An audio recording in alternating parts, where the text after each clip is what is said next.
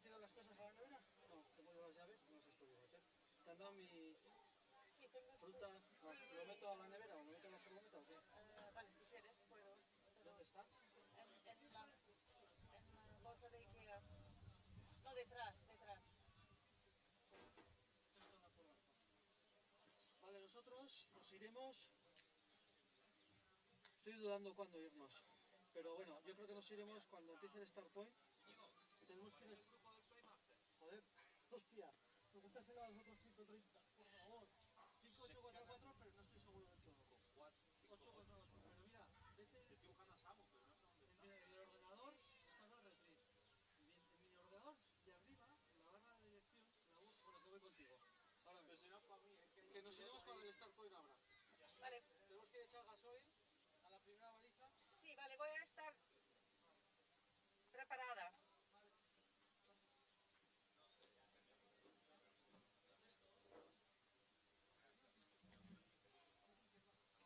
Alright. Entonces. I'm going to start broadcasting at 2:30.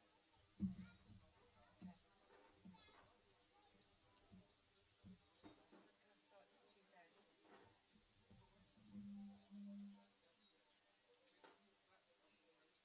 No tenemos hoy cámaras en vuelo, ¿vale? Están trabajando en ello lo más rápido posible, pero hoy no hay cámaras en vuelo. Ah, okay. Okay, vale. Ah, didn't you know? No, I didn't. No, the kilo view, at the moment it's not working. Yeah, I wasn't on it.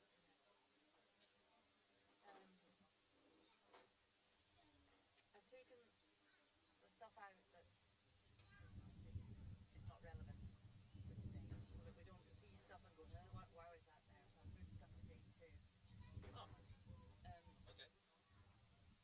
And I'll move, like team leaders, job of Juriel, move that down so that that's just filler stuff in case we need to talk about in case we run out of material. And I think I should put headings so it's easy to see what comes next. Yeah? So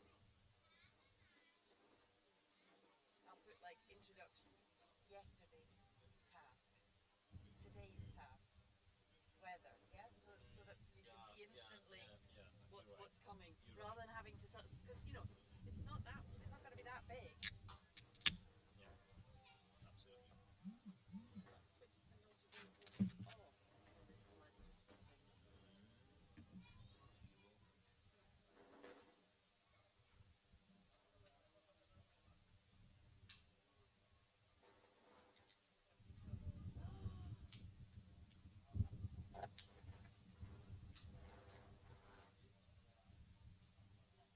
En el streaming pueden escucharlo.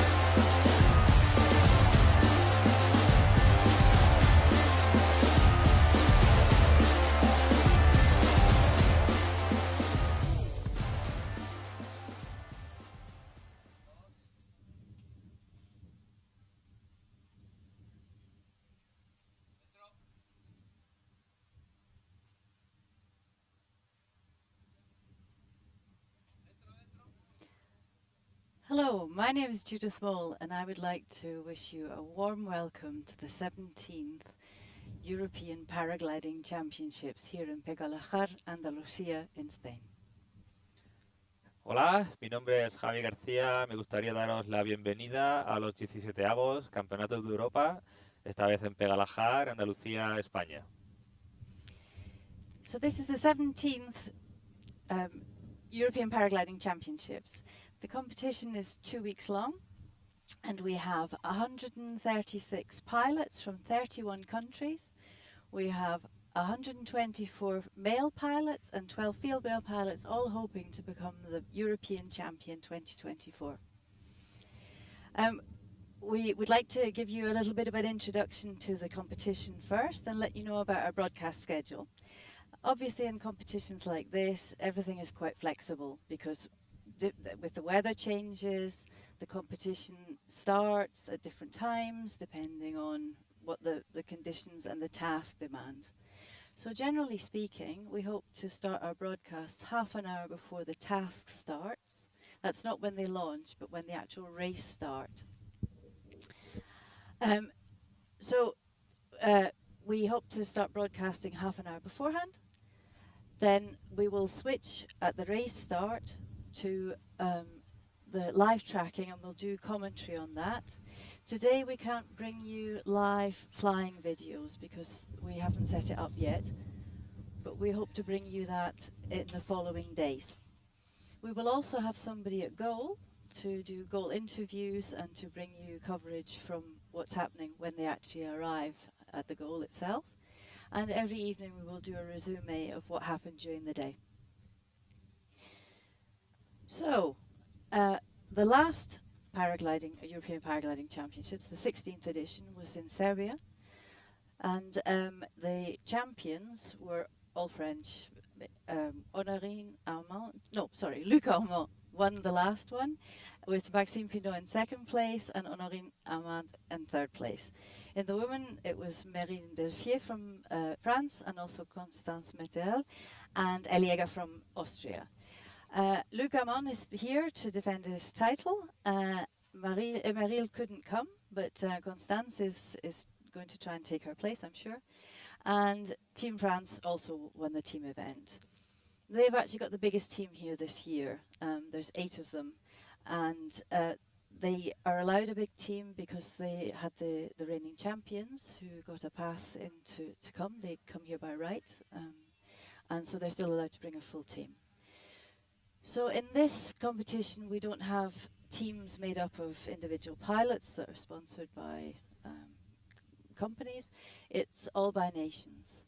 And this year, the selections for the scoring teams were 3 men and 1 woman. The teams are 3 men, 1 woman, and in those, only 2 score for the actual team each day. So they get the 2 highest scorers out of that team of 4, go through for the team classifications or the country classification. So this competition's 2 weeks long. We hope to have 10 tasks. The weather forecast looks excellent, so we hope that we will get that.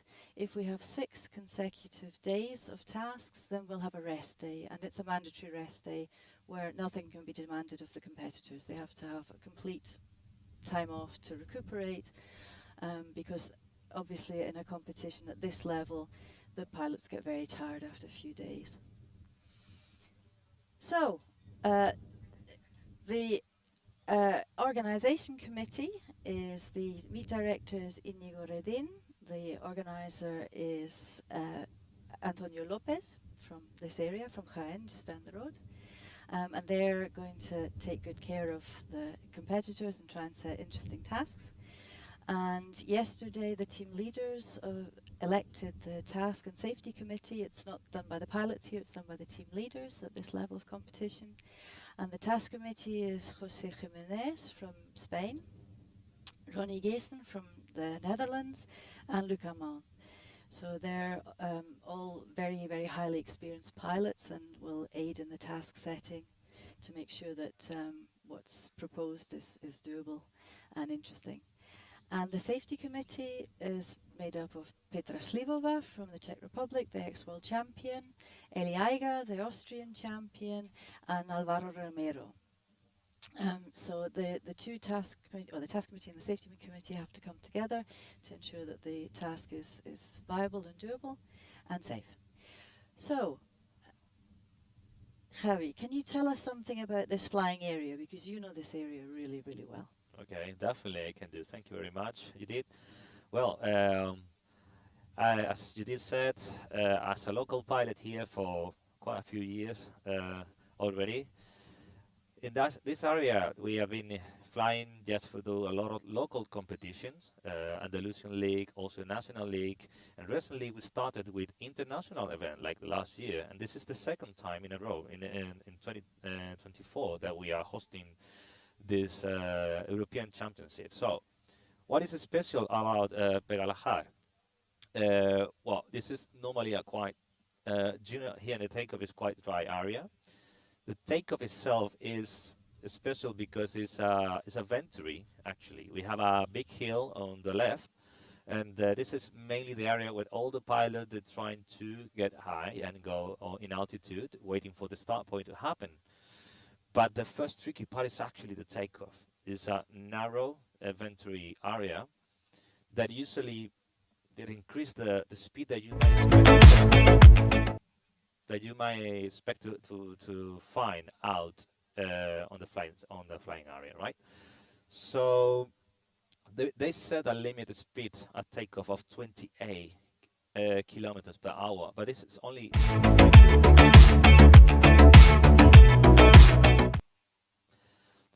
referred to takeoff, because usually when you go out, definitely you will find less wind.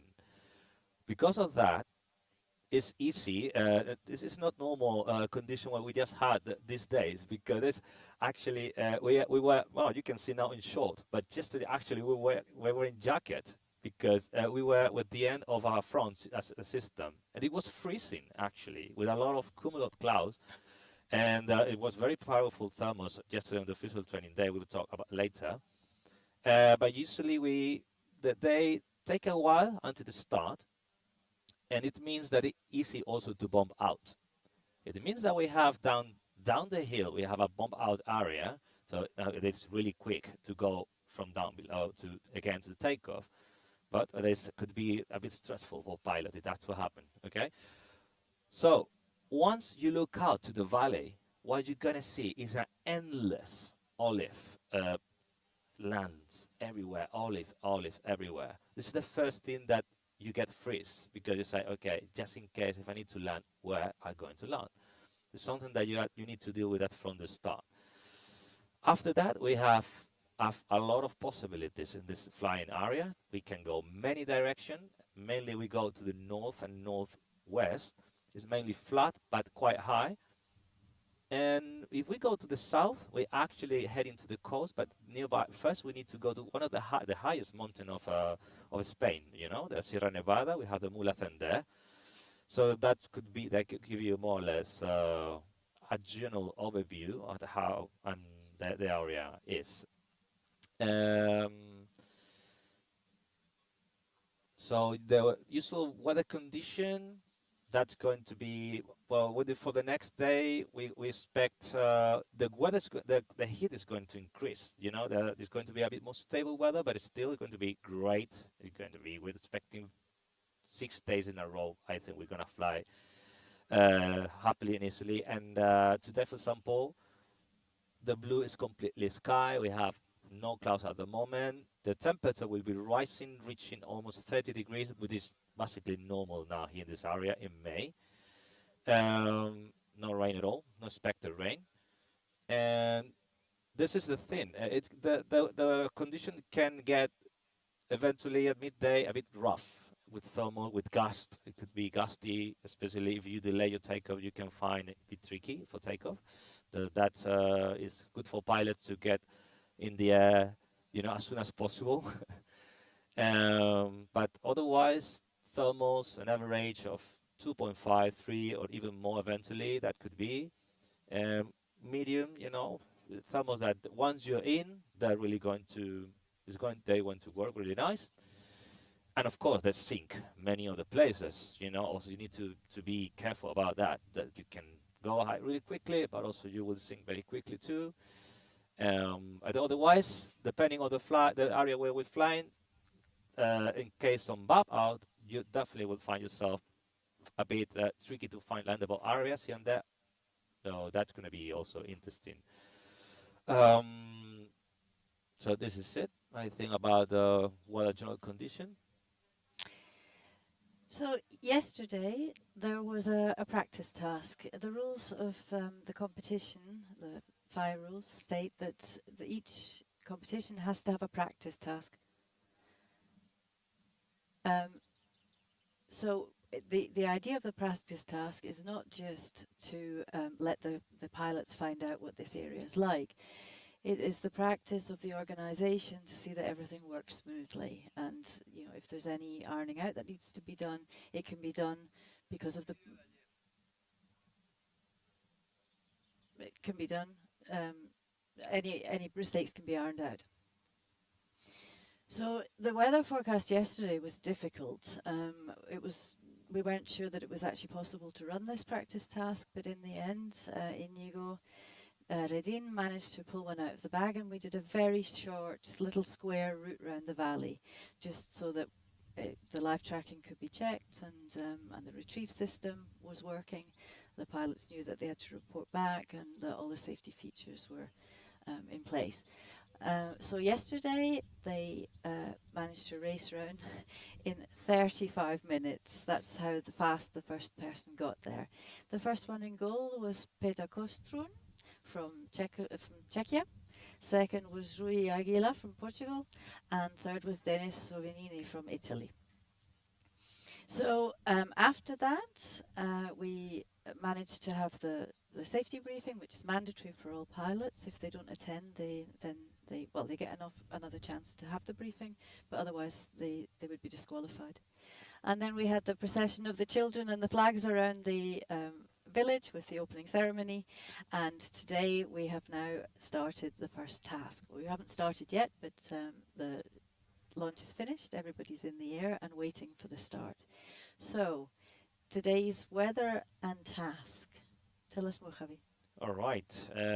Well, about weather today, it's expected they're going to have an average. The wind average is going to be between 11 to 16 kilometers maximum in all layers. We're going to have at the beginning, especially at the top, it's going to be generally southwest, but it will be changing along the day, more into the west, even northwest.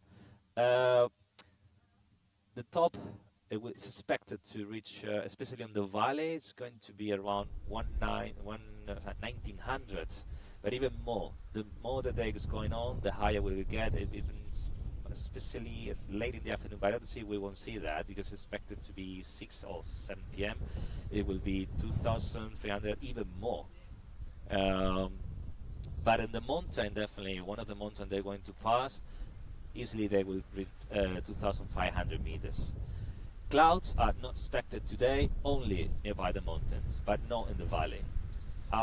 Even though I can see already from here some clouds, but definitely they're not in the route, so they won't have chances to spot clouds, but in the mountains. This is about the weather, but as we talk about the task for today, is 94K task. They're going to do the start point is just on the right, on the left of the hill. So they're going now. They're now doing the waiting for the start point on the hill. They need to go to the left. It's not so far. It's at the end of the hill. Okay, they're asking me to give you. We're going to show some video from yesterday, and we'll return and we recall for the task. I got all the details for the task. Okay.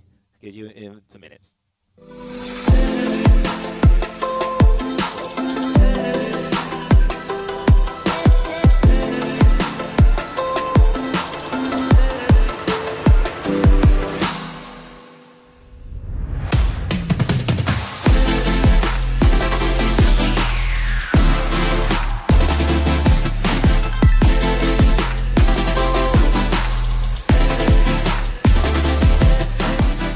estamos en el final de esta primera manga de entrenamiento del Campeonato de Europa en Pegalajar, Campeonato de Europa 2024. 140 pilotos y hoy hemos hecho una manga de prueba para comprobar que todo está en su sitio, que todo funciona. Muchos pilotos en el gol que hemos puesto una prueba sencilla, solo para chequear que las condiciones son correctas, ya que luego más tarde el día se complica porque sube el viento, así que hemos puesto una prueba rápida y sencilla. Y muchos pilotos contentos y felices y parece que todo va sobre ruedas, así que a por las 2 próximas semanas que tendremos de todo.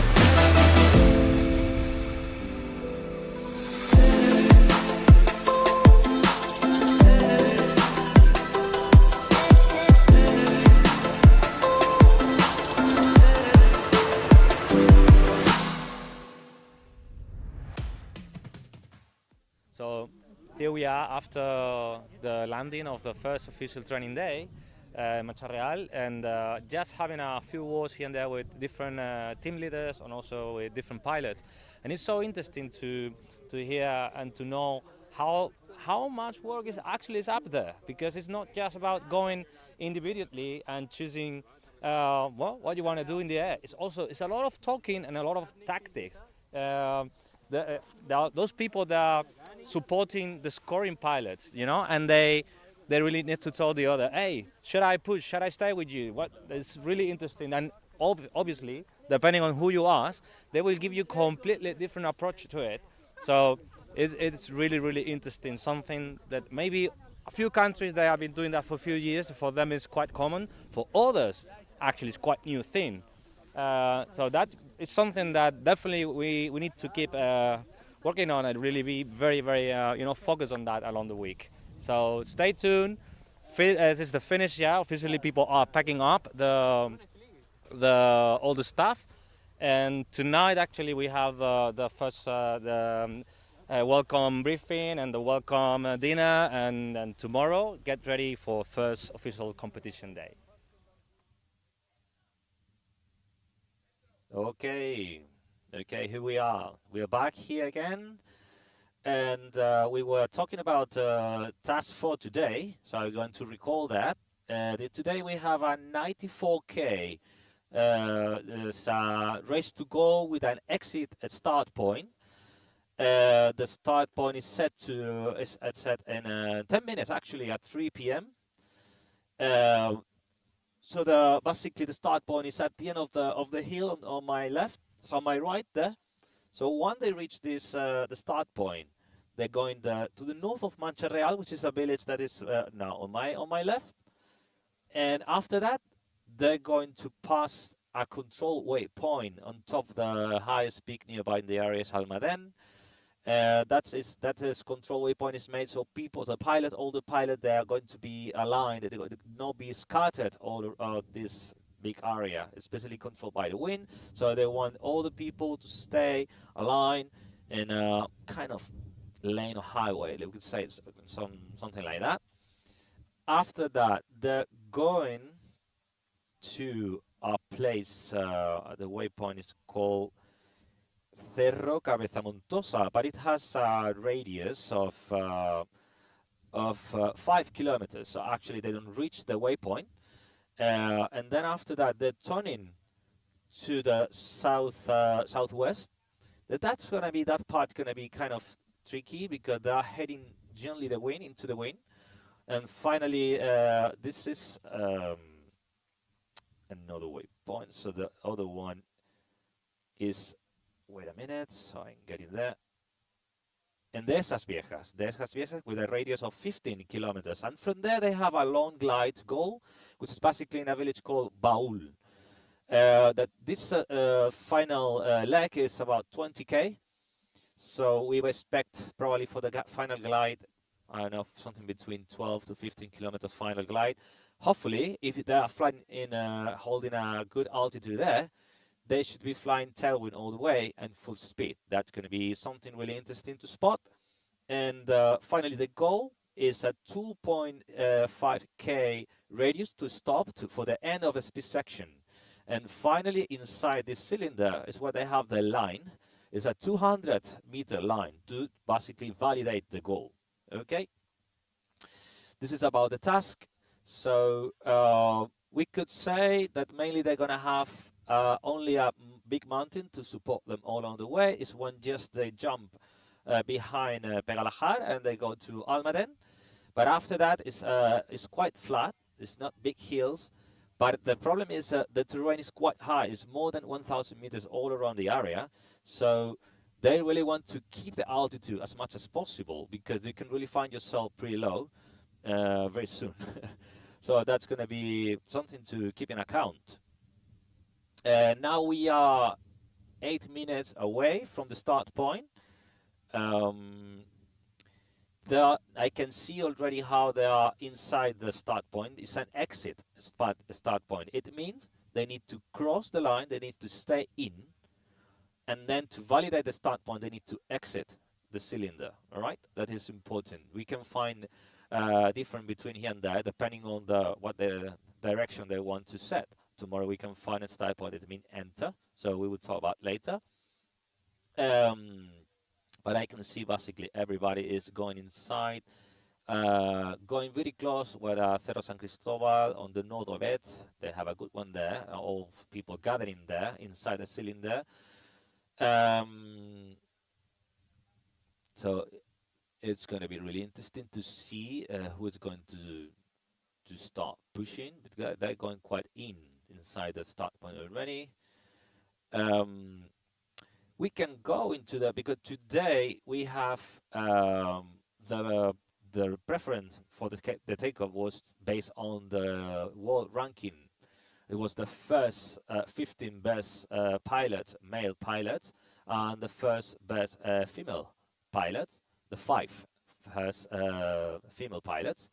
But from tomorrow, this definitely will change, and the ranking, the preference lane for takeoff will rely on the ranking from today, and it will be changed. You know, the more that we go along the competition, definitely this ranking will be changing, and it will modify the lane for takeoff.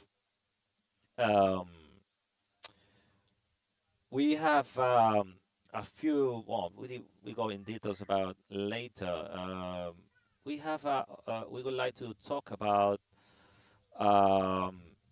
Well, this is an interesting competition, how it's combined between the teams, but also the individual competition, right?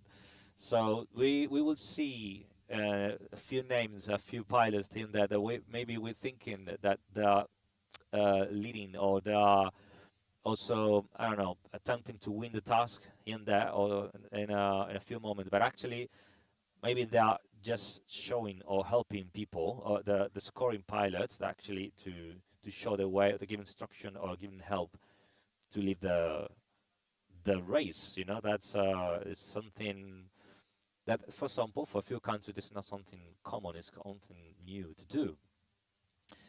So yeah, now we're 5 minutes away from the start of the race. We can see, we're gonna click on. We can see already the 1,900 meters, 1,700 meters. Then nobody is flying already 2,000 here. But as soon as they leave and they go to Mancha-Real, and after that they go to Almaden, definitely there we might expect they will go higher than 2,000 meters.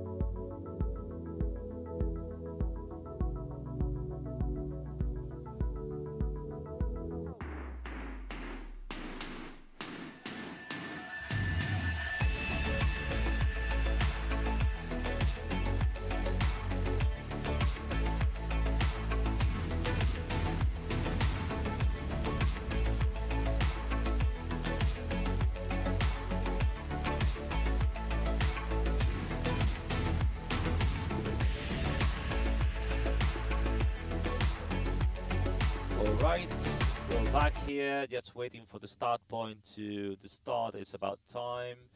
We can see, it's interesting to see how people are turning to the right. Maybe you are aware, maybe you are not aware, that is always, depending on the day, odd or even days, competition direction decide the turn, the thermal turning direction. It's just for safety, because it's one of the most delicate moments before the race to start. You know, you need to be, all the pilots need to be gathered together, waiting for the start to happen, just the start of the race, and in order to make the condition, as safe as possible, the turn direction is set. Today is to the right, so every thermal that any pilot find before the race start, before the start point, has to be turned to the right, and whoever's joining the thermal has to join to the same direction, and we can find, I can see already two big groups of people, two goggles, those massive goggles there. Now they are passing 2,200 meters already. We are 3 minutes away. Yeah, actually, we are 3 minutes away to the start point to start. And everybody's just inside the start point. It's good. It's one of the moments that really excites me a lot, when just 2 minutes or 1 minute away, and how they start completely and they leave the thermal and they start to glide to hit the start point just in time. It's the first critical moment to do, and to set the clock for you in the best point. I can see already. We can see how they are exiting the thermal.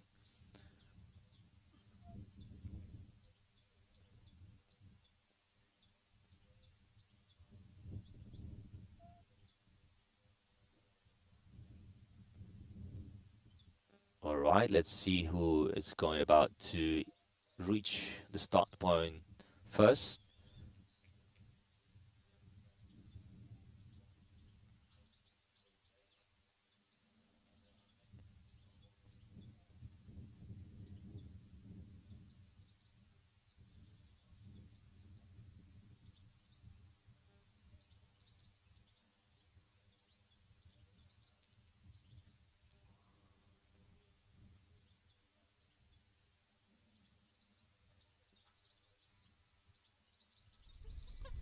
Okay, I think I have Abel Varga. Apparently, it's going first, a bit low, followed by Honorang.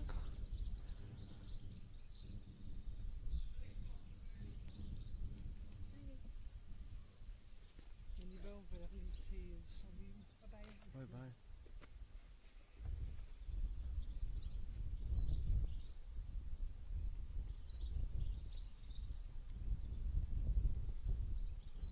One minute to start the race, away from the start point, to be active.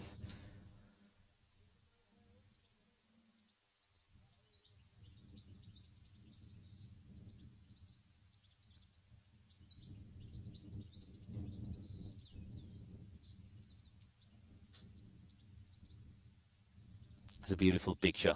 I probably that passing by now behind me. I don't know. Ah, there you go. This is awesome picture.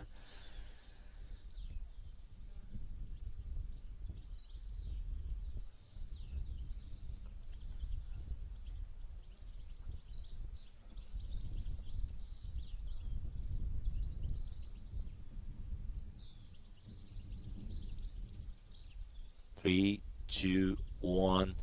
Okay, race is officially started. And now, let's see. We can see already they're flying around 40, 45. They're stopping here because they're stopping to find a good one there. Some of the pilots, they don't want to stop because they are pretty high. They're going to glide straight away to the first waypoint. Usually nearby Mancha-Real you will find, because the village is pretty close, that you will find some industrial areas nearby Mancha-Real. Also, they work really nice as a service thermal, we could say that. So if I were them, definitely I would go with this high, this more 2,000 meters. They can go all the way for this first glide.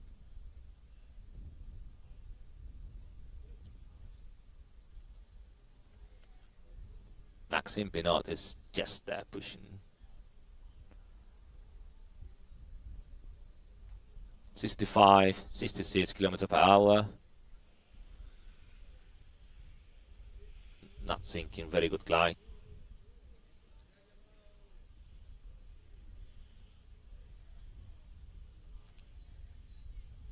The fair glide is between Rui Aguiar and Maxime Pinot.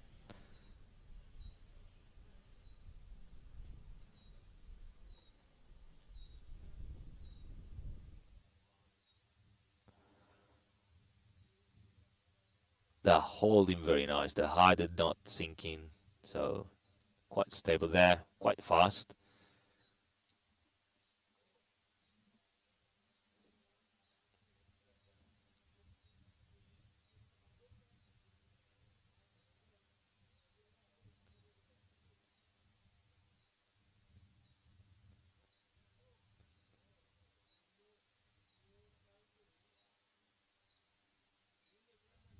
It's difficult to see because they are so close to each other at the moment. So to see all the names that are in there, I can see already a few Spaniards, very good friend of mine here in the group. Francis Reina is there, of course, on the probably top 10, top 5 even.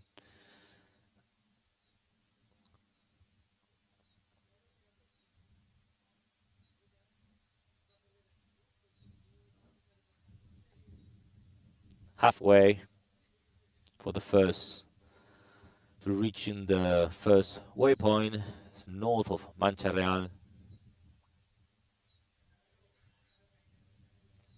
Okay, Rui Aguiar is taking the lead. Now he's taking a bit of attach, respecting to the others. Again, holding the speed 65, 66. Very good glide. Sinking just very little. 70k now. 70 kilometers per hour. Quite significantly distant now from the rest of the group.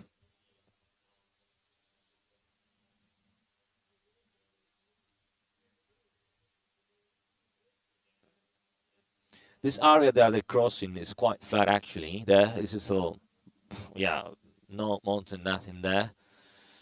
A lot of olive trees in this area. Just the landscape definitely will change afterwards when they cross and they jump behind Almaden. But at the moment it's a lot of little hills here and there, but no many landable areas.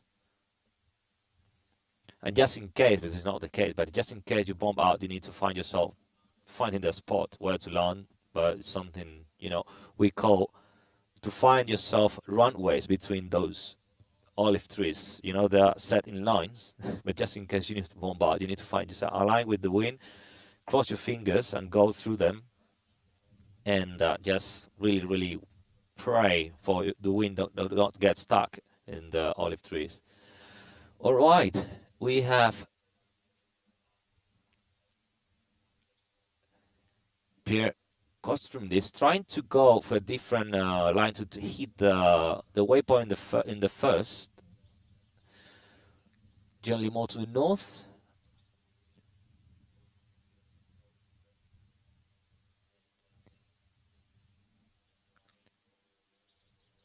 And that's it.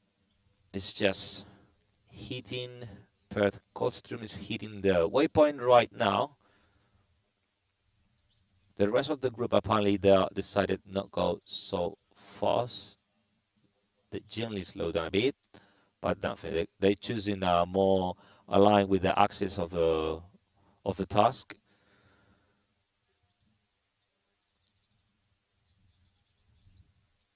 Honorang is leading that group.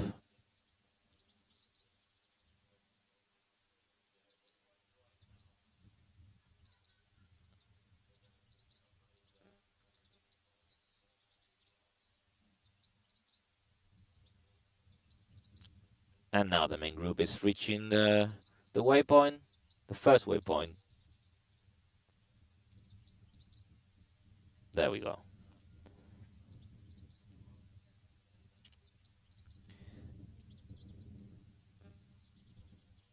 Well, now they should pass above Mancha-Real village, what I said, now they should be able to find thermals there. Usually, even on the top of there's a landing site there, but also is an industrial area, is the village. So normally it's easy to find thermals all the way there. And from that, there's a glide heading to Almaden. And definitely that in Almaden, they're going to reach probably the highest point, the first highest point of the whole flight. Almaden is 2,077 meters, the peak of Almaden. And it's very easy to recognize from the distance because we have a massive group of antennas all the way. So you really see not only because it's the highest peak all around the area, but also because these antennas is really easy to recognize.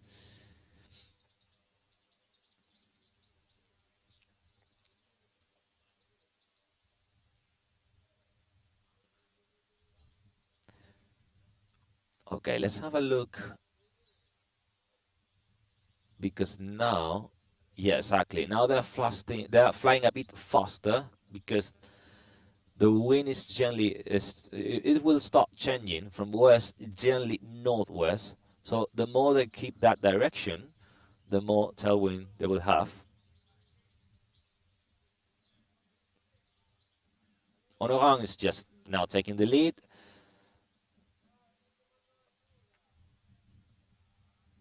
Followed by, well, we can see, and it's Rui Aguiar is leading now, followed by Onoran, actually. That was a mistake. Bert Kostrom is just behind. This closing this group of 3 pilots leading the group.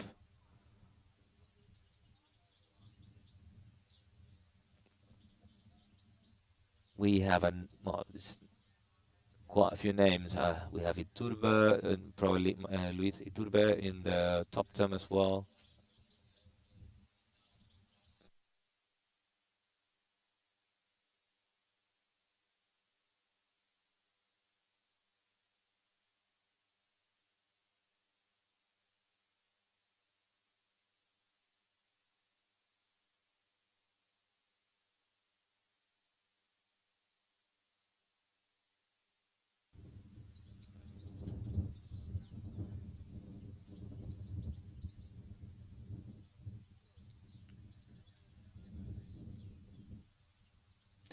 The average, they're expecting to cover the whole task for today in 2 hours and a half. So that's to give you an idea how fast these people fly, right? Is 94 kilometers in total, but they're going to cover the whole time. Is expected in 2 hours and a half. It's quite fast actually.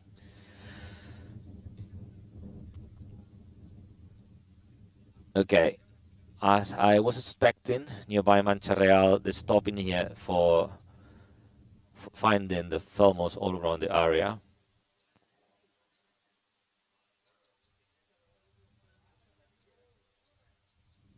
It's interesting because from Mancha-Real, actually, you really see Almaden, and it's because it's so a big mountain just in front of you. You don't see that. You don't have the feeling that it's that far, but actually it is. You need certain height to guarantee yourself that you're going to reach it and to go on the right side of the mountain and catch the good thermal. What you don't want to happen is to be on the sides of the mountain, especially on the west side of the mountain.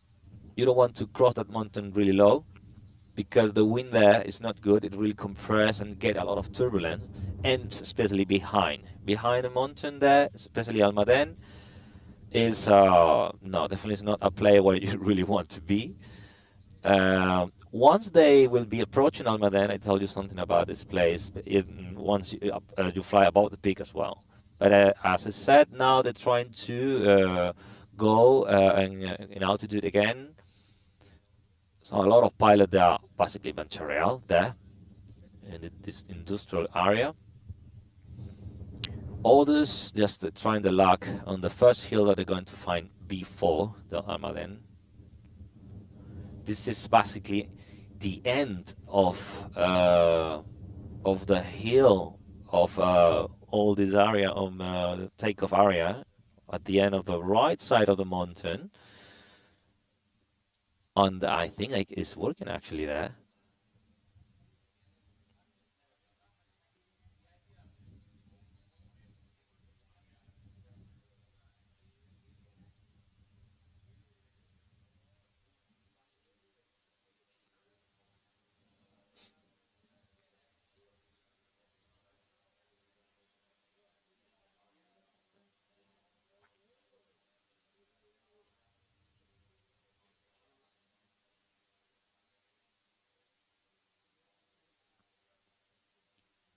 Well, the whole group has changed completely now, and meanwhile they are trying to go.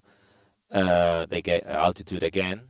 It's difficult to see who's going to take the lead, who's going to push. But eventually, we will see.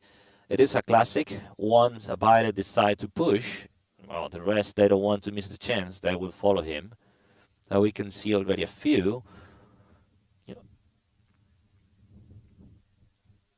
They're trying to move on a bit, but it's still, I mean, I probably don't want to go with less than 1,700 meters to, but Pegalar is pushing with 1,800 meters and flying 60 kilometers per hour already. Maxime Pinot, okay. Maxime Pinot, I decided, okay, I go. I don't want to wait. And Honoran and more people behind him, and they say, no, okay, if you go, I go. And that's it. This is a call, okay. When that happened, everybody is like, okay, we need to go.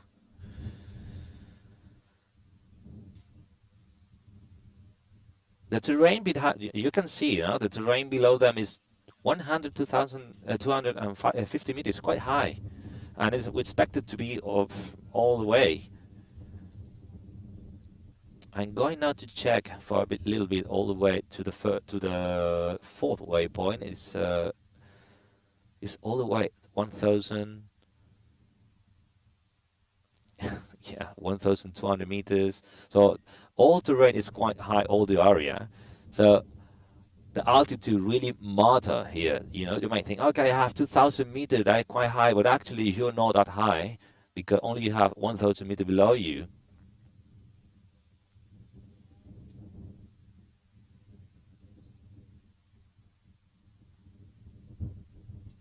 Maxime pushing.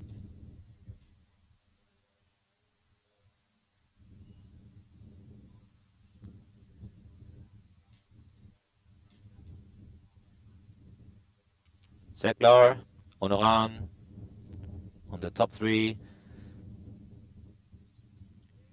Risky, Luc Aman. Dylan Mansley, there you go.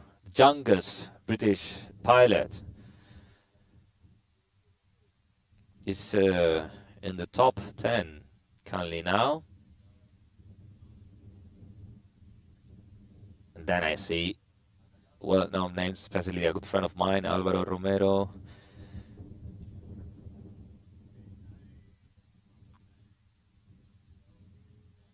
All right, stopping when they have just 1,600 meters, stopping.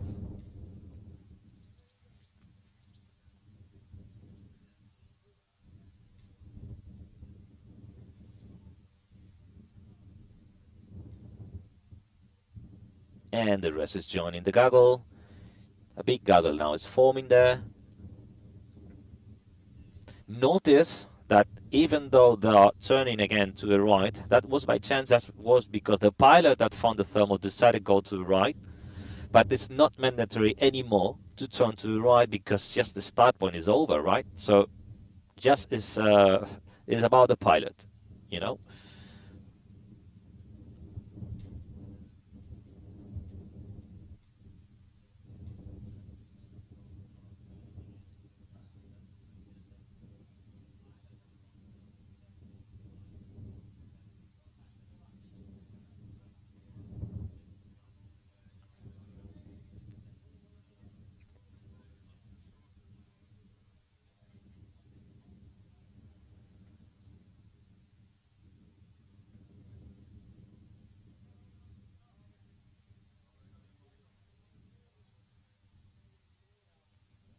1800 now.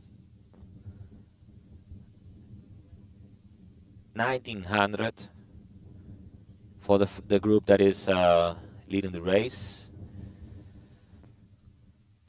I think around 2000, if they're able to reach 2000 or so, is when they're going to leave and they're going to try to reach Almaden.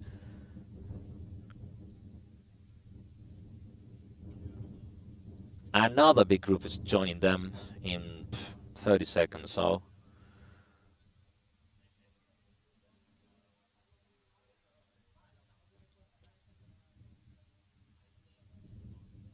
Okay, there you go. 2000 meters now and more.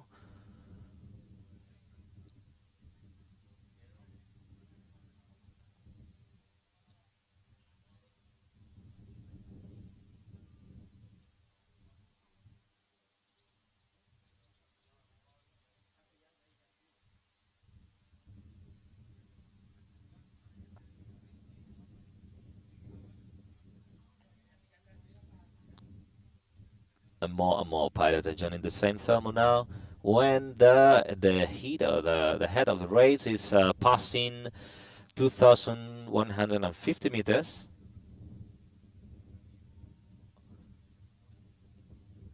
But the joining group is actually arriving quite high, above 2,000 meters.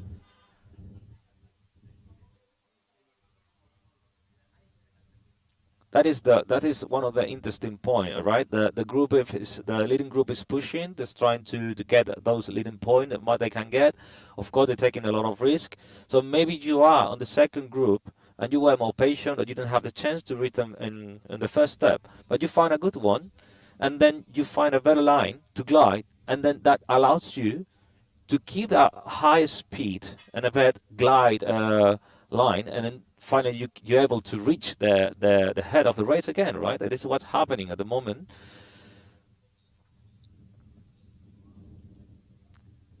Okay, road cover, I decided, okay, I don't want to wait, I want to take my chance here. So with below 2,000 meters, he's leaving the group and trying to glide alone. Notice that above the ground, he only has 800 meters, in case it's not that high. And Dominica is completely alone as well, aligned with the route, but it's only 400 meters above the ground. So you need to be, that's...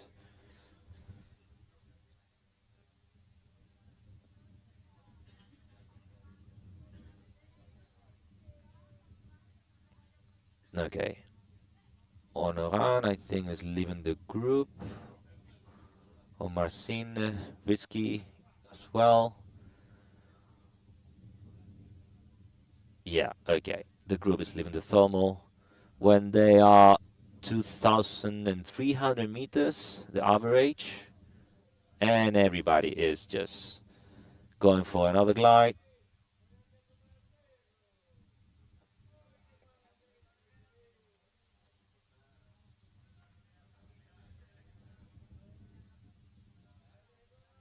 Okay. Rock cover, look, is holding a very good line.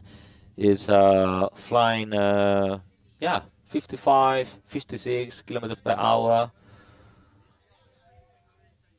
That glide is quite good actually, not sinking very hard. He's doing well. And of course now I can hear those leading point, yes, click, click, click, click, falling in his pocket.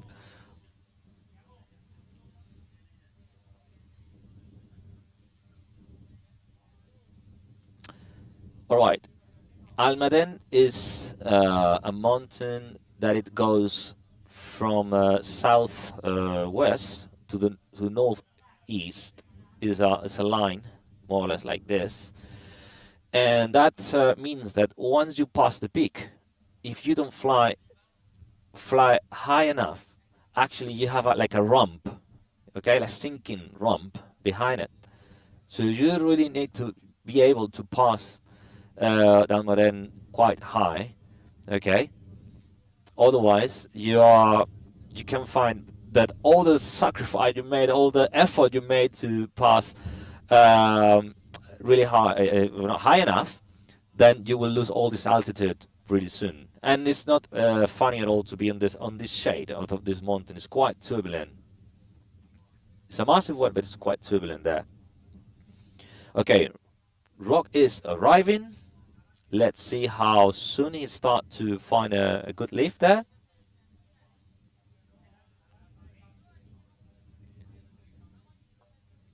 Pegalajar and Pet Costume are the next one, trying to find another different route. I like much more the main group approaching to Almaden, to be honest.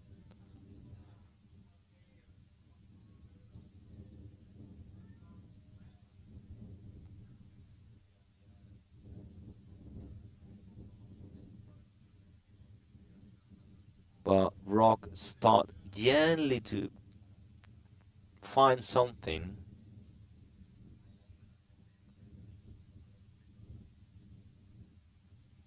Yeah, you see, but the main group definitely found a good one just before reaching the peak. This is what I like much more, this approach. It's more clear, more chances to find a good one, and then you have more warranties just to fly above Almaden.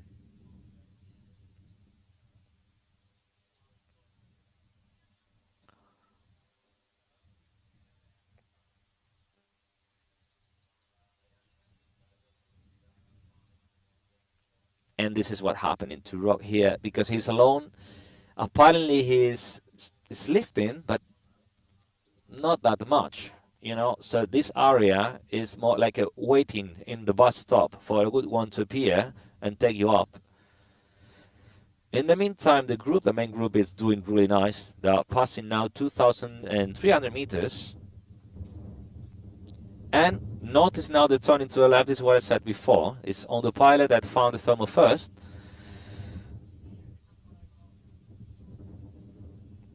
This is the good way. This is the right approach, in my opinion, to Almaden. From that, they're going to use the wind, the natural tailwind, to approach to Almaden. Meanwhile, Rock is not, he's a bit stuck there. Actually sinking now.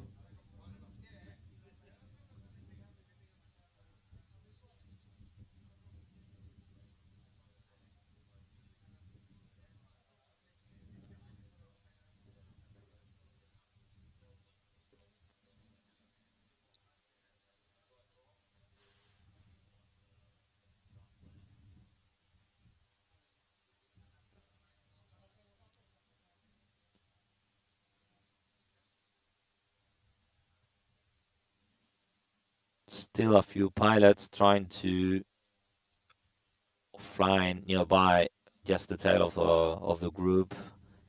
Arriving now still to Montreal, starting the long glide towards Cerro Almaden. When now the main group is arriving to Almaden waypoint. Bert Kostrom is the one who's there you go.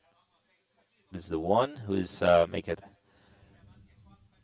Followed by Maxime Pinot or Sebastian Spina, Philippe Haag,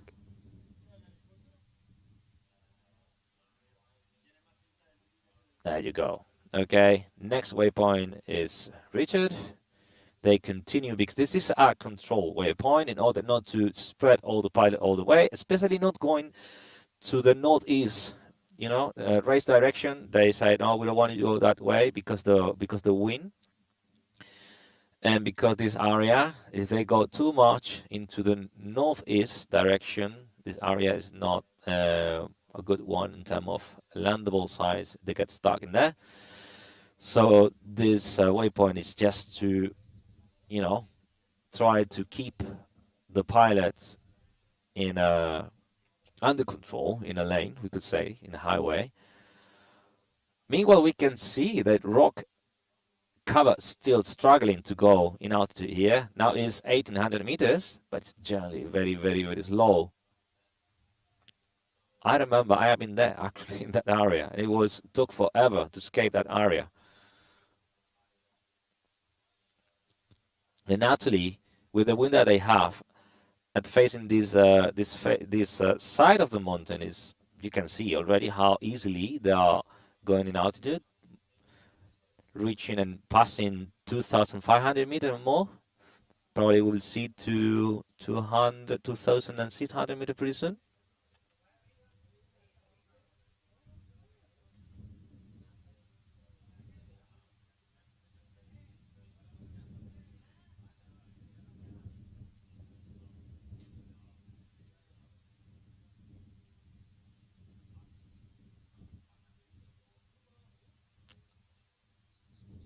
I'm very interested to see when they pass Almaden.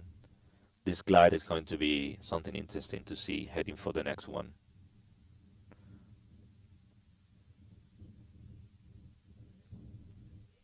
Okay, here we go. Philippe Arc, 2,600. You know, and more. They're still going. You know, they're still lifting easily here.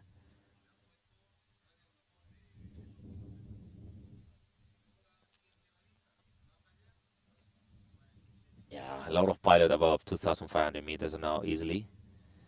I can't see from here if there is any cloud. I would like to have a visual on that, but I'm not able to see if they have clouds there.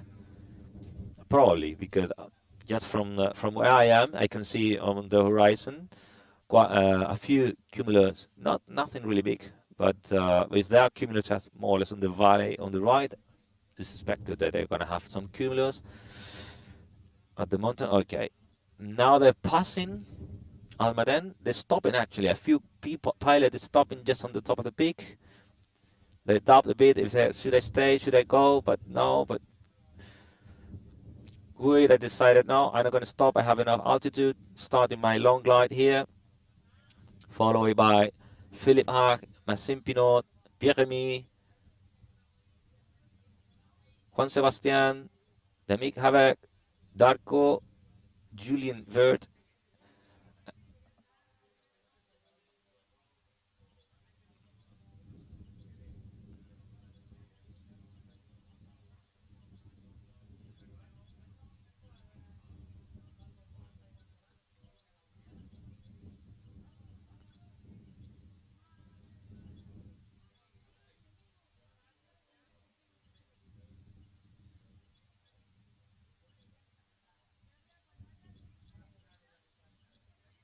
Okay, let's have a look at the numbers.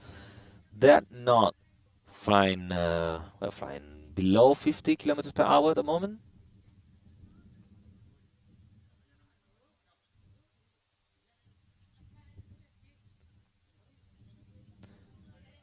Meanwhile, our lonely pilot, Rock Cover, just decided, okay, I'm going to take my chance. I can see the group on my left. They're flying really high. I don't want to be stuck here anymore. And with less than 1,900 meters, it's flying on the right of the main group. And hopefully he will be able to join them a bit further in front. I'm gonna click on it. Okay, yeah, 50 now, slowing down a bit. 50 kilometers per hour now, slowing down a bit. He found something. Gonna stop. Okay, he decided. Okay, I can't reach too much.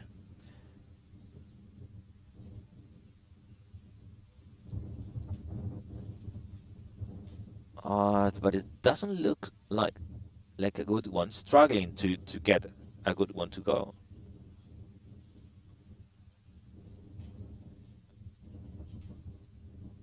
Still looking for something good. He cannot find it yet. Rod cover there. He has something, but it's not solid.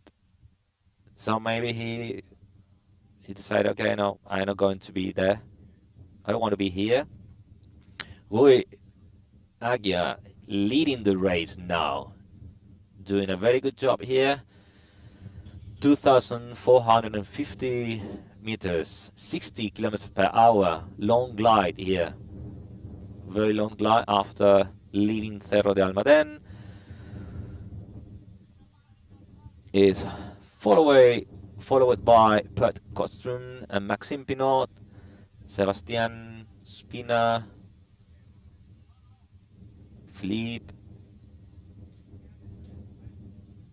Darko Stankowski. Very good job, Rui Aguiar.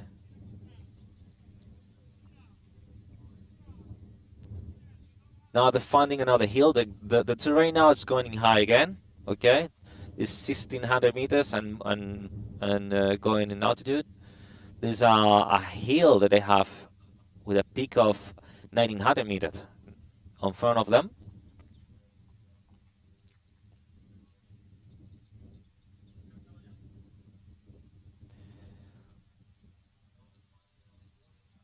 And usually, today it's not the day because the wind is good for that area. But behind that hill we have another one, a bit lower. It's about, well, I'll tell you in a minute. That with more north wind, or even a bit northeast wind, this is not a good way where to go. But today the wind is nice. It's not a problem.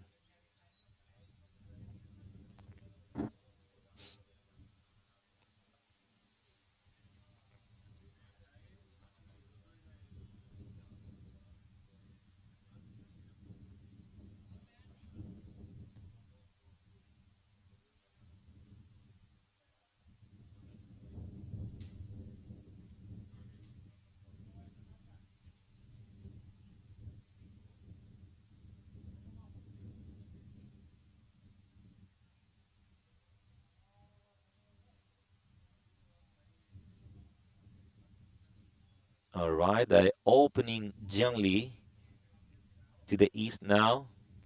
Rui is approaching to that peak, 1900 meters.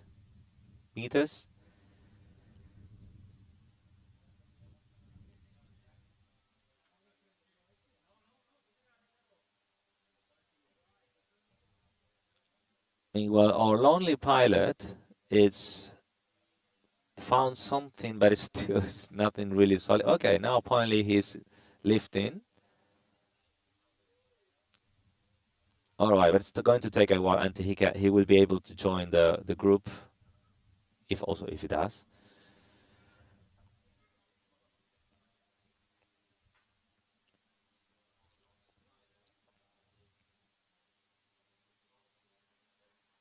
Definitely, we have the top three of the race now pushing the race. We have Rui Aguiar, followed by Maxime Pinot and Pert Kostrum, that they're flying.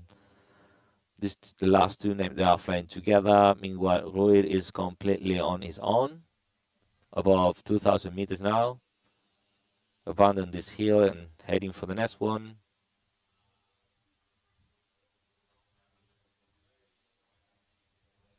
Terrain below him is 1,500 meters. It's quite high. So he's only flying above. He has only 400 meters below him, right? It's not that high. Meanwhile, we have a big group led by Andre Gaia and Juan Sebastian Spina, and those people are flying almost 2,800 meters.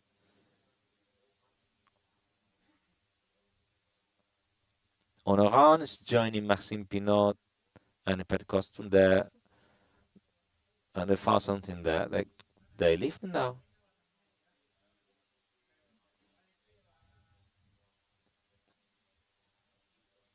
And the group behind them is just joining them just now.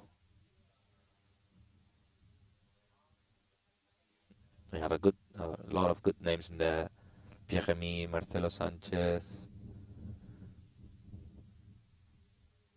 Álvaro Romero, many. Dylan Mansley closing the group.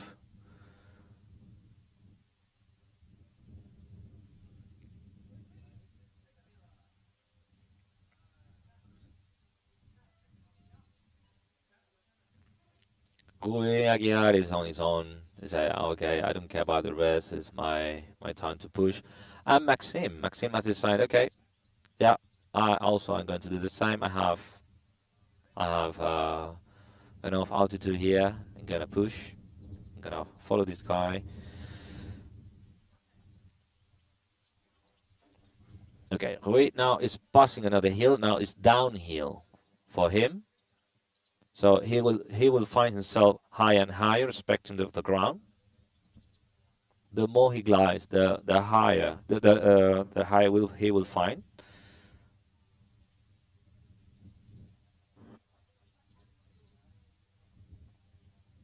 60 kilometers per hour for him gliding.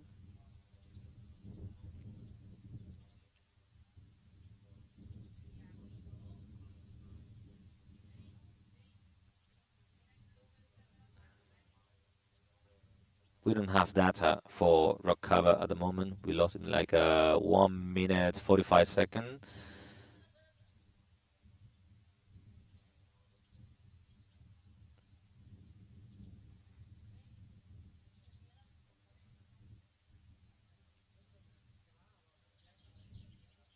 Very brave with Aguiar, just pushing along this long glide.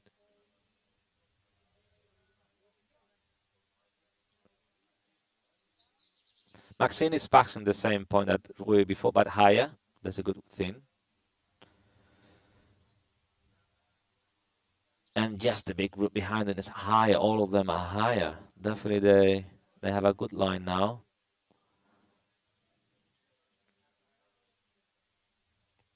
Perth is leading this group with flying above 60 kilometers per hour. 2,400 meters. The rest of the group higher, 2,700 as an average. Okay, Massim has decided to stop.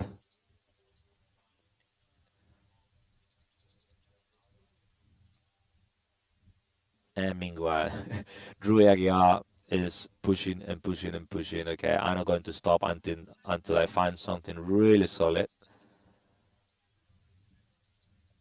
I think, oh, this is why I guess he's thinking.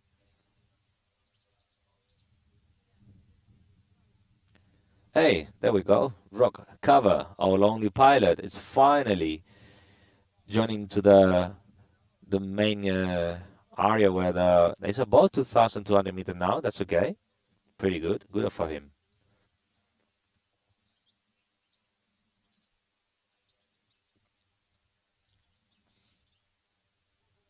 Well, as I said, now Rui Aguiar is flying, the terrain is lower, so that allows him to keep pushing because even though he has only 1,500 meters, but now the terrain is lower, so actually he has 560 meters below him, you know, that's pretty cool. 61 kilometers per hour for him, you know, pushing, pushing, pushing.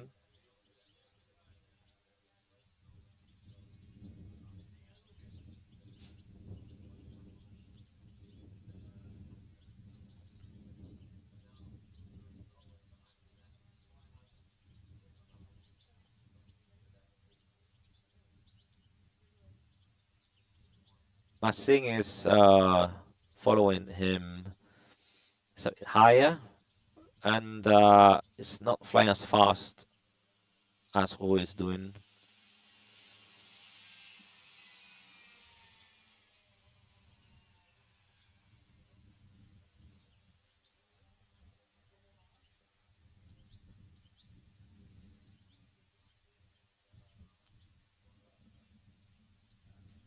Okay, this area that are flying again is a valley that depend on the wind direction. Today is not a problem, but we have more north or more northeast. Definitely it's not the play where you want to fly, especially you get low here. The wind compress there, create a kind of venturi area, and they put you down very quickly. But today it's not the case because we have north-northwest. So actually it helps all the people to fly and escape this area without trouble. I wonder for how long Rui Aguiar is going to push, you know.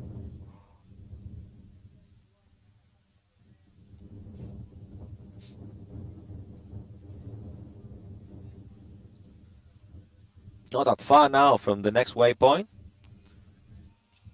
which is, let me get into the name of the waypoint, is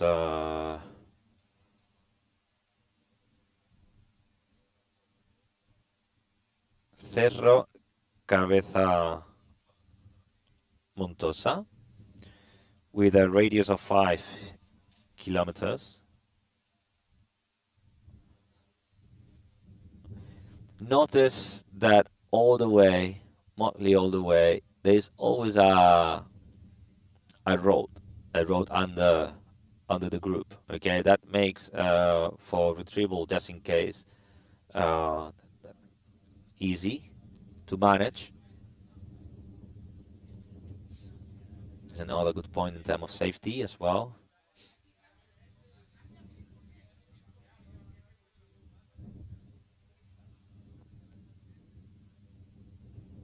Okay, finally Rui Aguiar decided to stop or to slow down and try to find something. He's getting now low, 300 meters above the ground. He's reaching a small hill that maybe he thought, oh, that's going to help me. Maxime is also now 1500 meters. When the rest of the group is, most of them, they're still quite high. That allows them to fly faster than they want to and try to earn it. Even they found a good one now here. I can see Marcin Risky. Oh, no, they left it. Okay.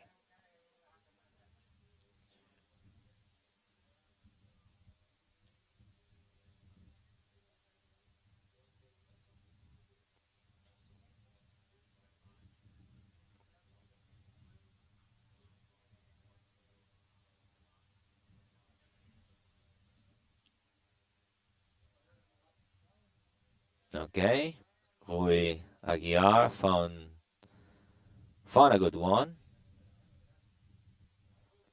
That hill that maybe he thought is giving a good chance for him is reaching 1500. Maxime Pinot saw the chance. I was okay. I'm going to join you there.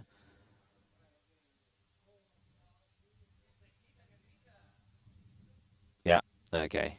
Spinning up to trying to reach Rui, take his chances to join him.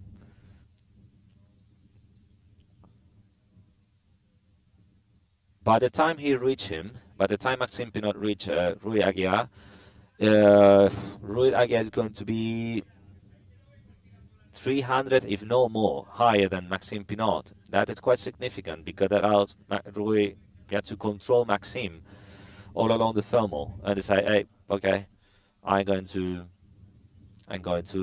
leave you here stuck or lift him.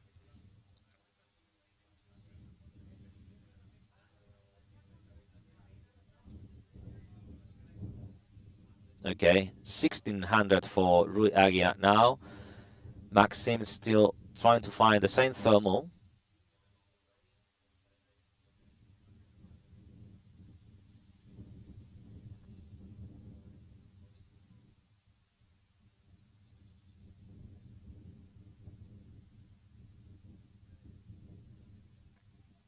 There you go. I think he found it.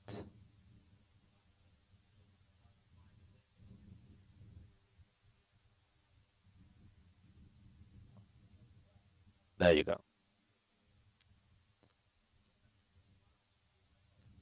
It's not clear yet for him, for Maxime. Still. Okay, I think he got it. Yeah, definitely. Now he got it. Okay. Meanwhile, Rui is almost 1700 meters. And the rest of the group is reaching him higher. Honoran and Philippe and more and more and more. They are above 1900 meters. So I think that's when they're going to neutralize this escape from Rui Aguiar and Maxime.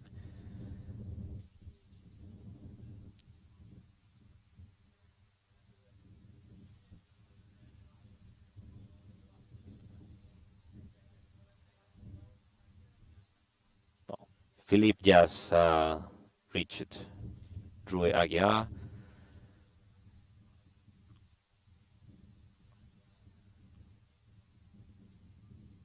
There you go. Okay, the group has reached both.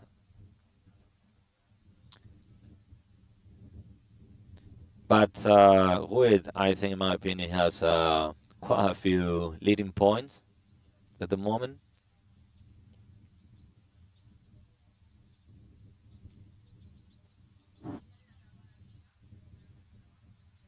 Not that far now from the rest, from the next waypoint.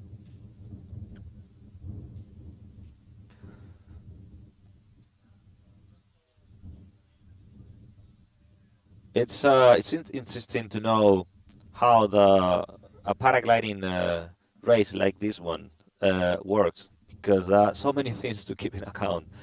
One of the things that is the different kind of race that, or the task that the race direction can propose. You know, this one, for example, is the very typical is race to goal with a start gate. And the start gate is fixed. It means that there's only one start point of everybody. So you need to be in the air, and then you need to be ready to start the race exactly when the start point is about to happen. Today was at 3 p.m. But depending on the weather, or depending, you know, of whatever the condition the race direction may consider, they can set different condition. And one of the different setup could be a few start point, for example, that allows pilots to, you know, choose when they want to start the race. So maybe they think, oh, condition, I don't think that the good condition for me now. Maybe I'm going to wait for the next section, for the next window to start my race. So it's more tactical, we could say. But it's not common to see that. It's not something that you see often, especially in that kind of event. So the classic to see is that we're looking at today, just race to goal with a simple start point.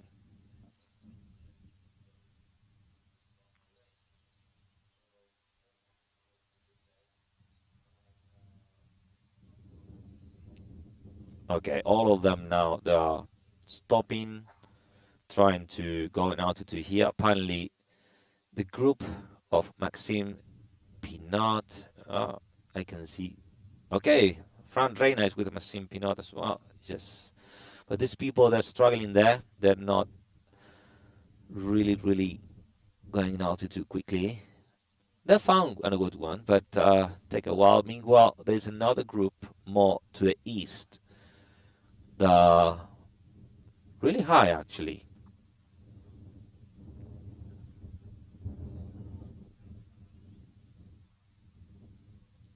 And pretty close to the next waypoint. Let's see, because the group more on the east, but Costrum leading and abandon that group, is heading for the waypoint. Chasing by Stefan, Morgan Haller, and Thielen Segler. They are just pretty close to the next waypoint.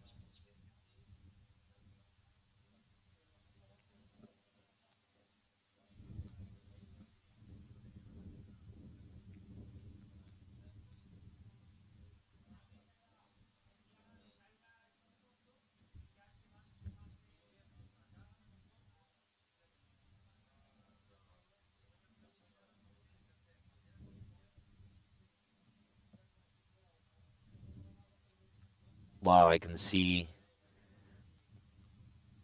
the group of Maxime Pinot, Francisco Reina, Lizard Egger, and more there. We stuck behind the main group now, gaining altitude, but slowly. And there you go, Perth Costrum reaching the next waypoint.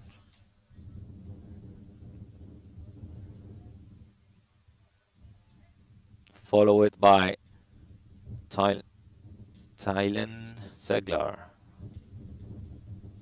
Very good.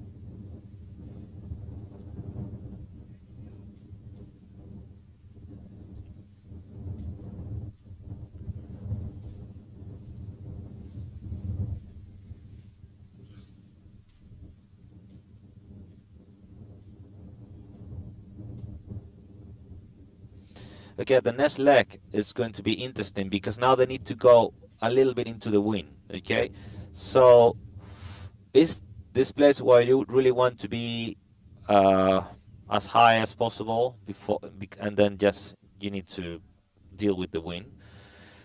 It's not exactly into the wind; it's more like crosswind. In the higher you go, the more northwest wind you will find, or it's expected to find northwest.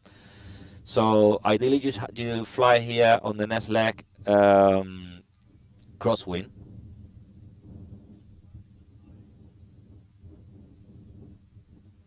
We can see already 50 kilometers per hour for Thailand Seglar.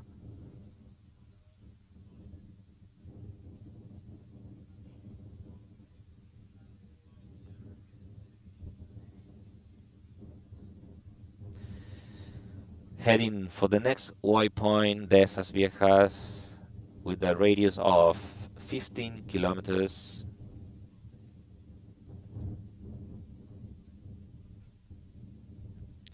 When they are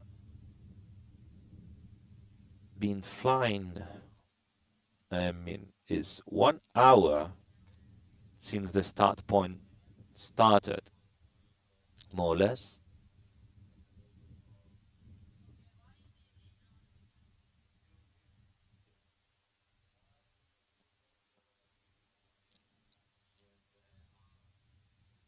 I still okay. Now the group of Francisco Reina, Maxime Pinot, and Margot Elizabeth Egger and more.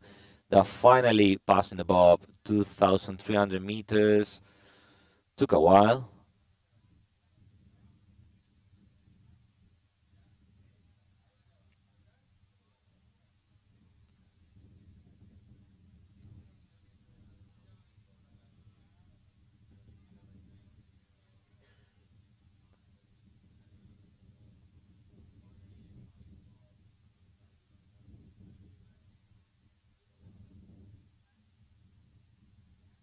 Okay. They're not flying as expected, really fast here. And actually they are sinking. They're heading gently to south. Quite a flat area here.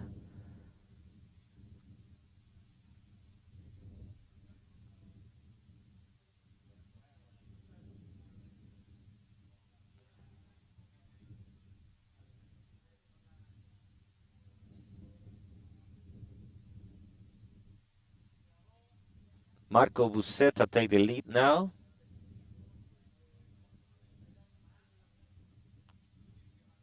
Below 1,700 meters. But here the terrain is 1,000 meters. Like I said, all the fly, the terrain is going to be pretty high.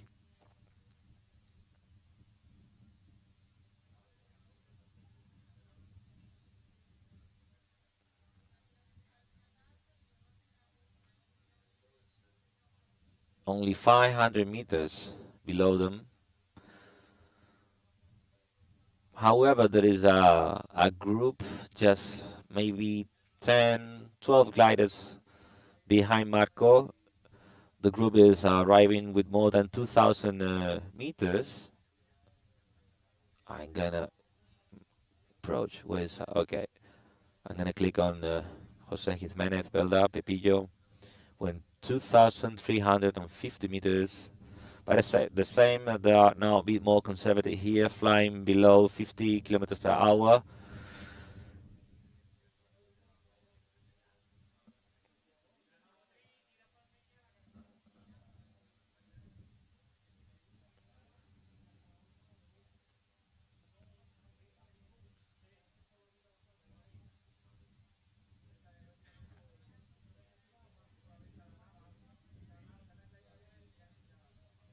I think that's going to be one of the most complicated part of the flight. After that, they should find all the way tailwind and be able to speed up much more, even though is I don't know, maybe around 20 kilometers or so for the final leg to the goal.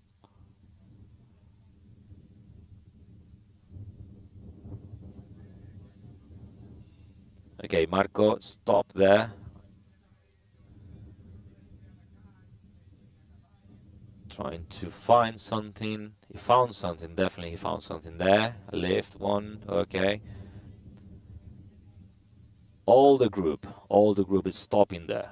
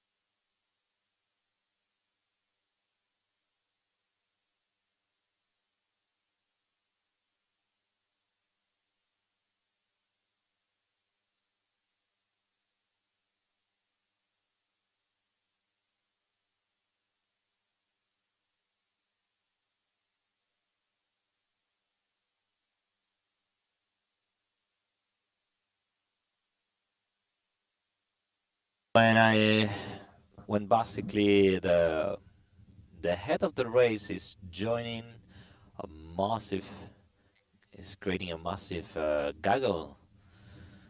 When we had yet again Druid, like the man of the day, but finally he decided to go back with the main group.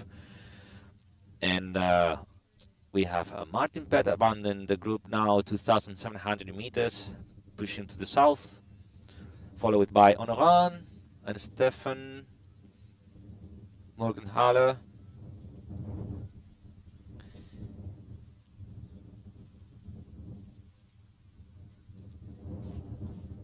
Alright, with this altitude, definitely they're going to push harder in order to clean this leg as soon as possible. 2,600 meters, 1,600 meters above the ground, almost 60 kilometers per hour.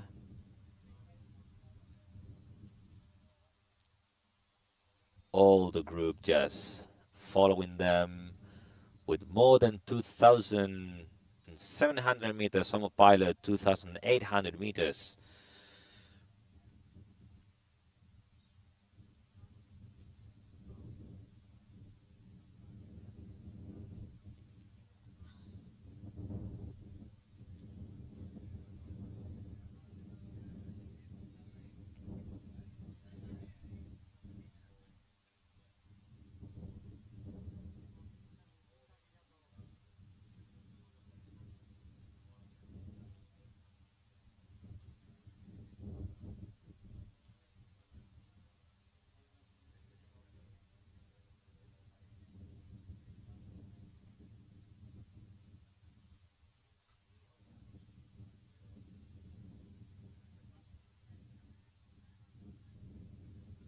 Alright, and stopping again.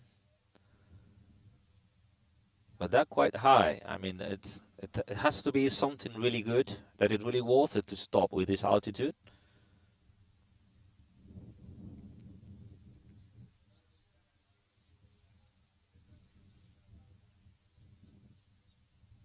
Okay, it's a good one. It's a really good one. They're lifting quite quickly here.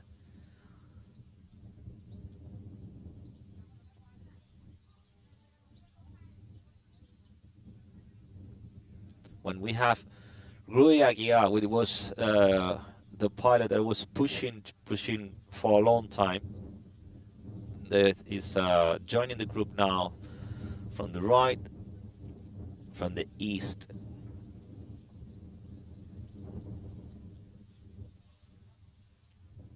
This massive gaggle again, almost 2,900 meters.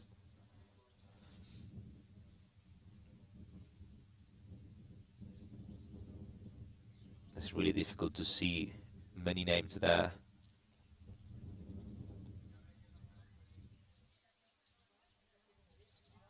Andreas Malecki, Julian Vert, Alexander Schaber, many there. It's a big group, big gaggle there. Some of them that, okay, we have a few pilots that decided to push. Wow, look at that. That's Vladimir Vakanin.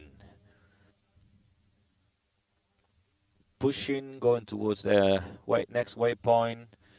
There's As Viejas. Just stop it. And finally, look, Ruud Aguiar taking the lead again.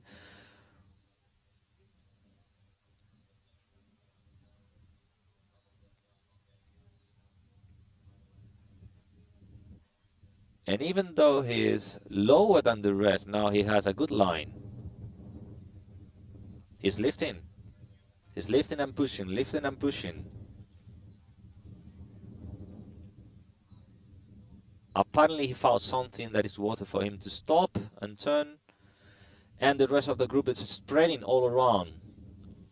Look at that. Look how the group stop and start spreading left, right, opening.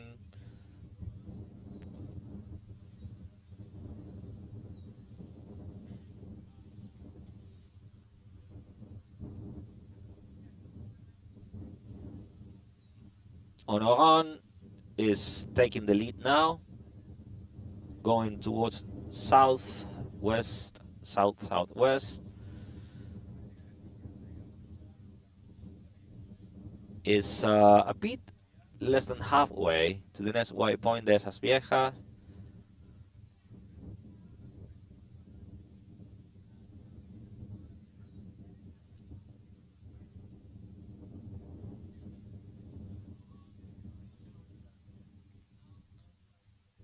And that should be the last waypoint before the goal. After that waypoint, it's just all the way to the goal going southeast direction. That means that after that it will be tailwind all the way, especially on the high level, on the high layers.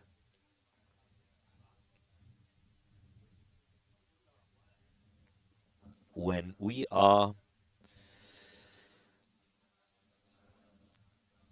one less than they're flying quite fast actually.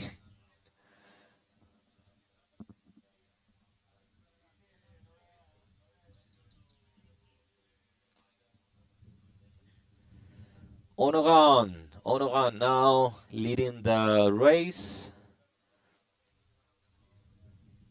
holding an average. Yes, this like I said, because it's crosswind, they're going to keep around 50 kilometers per hour, a bit less, but no more. They need to optimize the glide and not to risk too much, not to push too much here. They don't want to lose that much high here.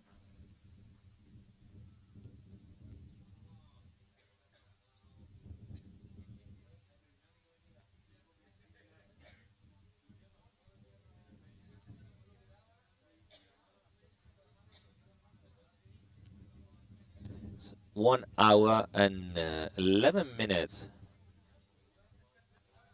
since the start point.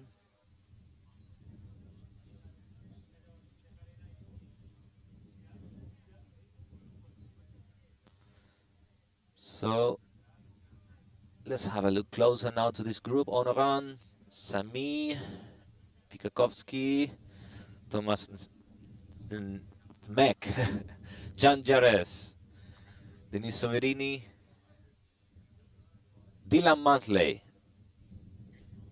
also in this group, Matteo Giuliani,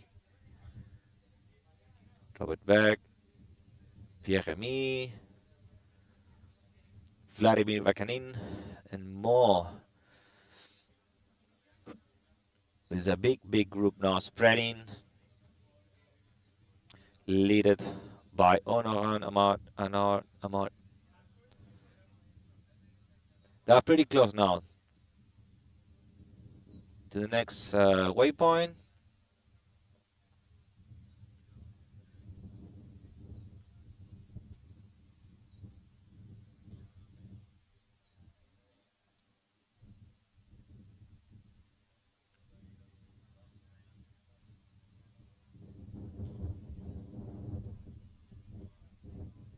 I can see Jose Jimenez Bella, Pepillo in the top 10.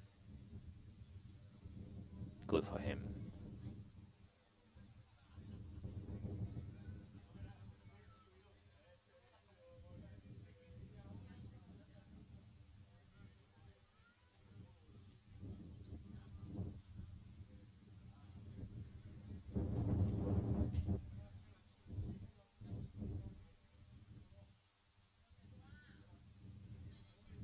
Okay, Honoran is taking a more open route to reach the waypoint. Meanwhile, we have Jangeres that is closing faster to it. I think is Jangeres going to reach the waypoint in the first place.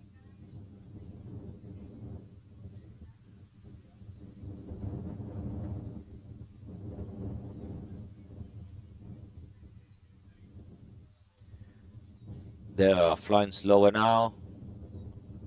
30.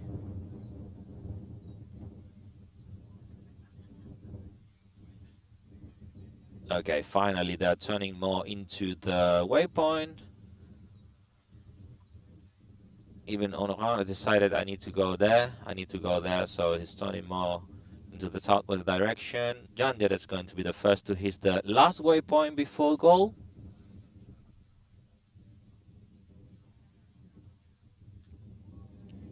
And here we go. Okay, last waypoint has been reached by Jandir, and the rest of the group is just reaching massively now. Going for the last leg. It's about 20 kilometers or so to go.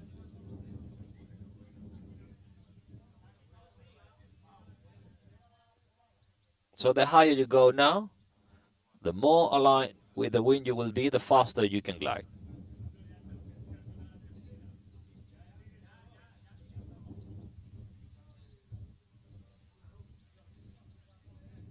Now we can see easily how they are speeding up. So passing 55, 56, 58, 61, 63.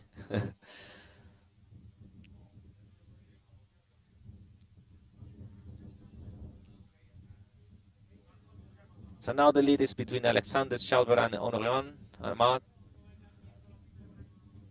Jandiret is more on the north side with the group. But we'll see Honoran is turning generally to south. And we have, well, the group is still kind of thinking, splitting a bit. Not really clear where to go. More to the east, more to the southeast.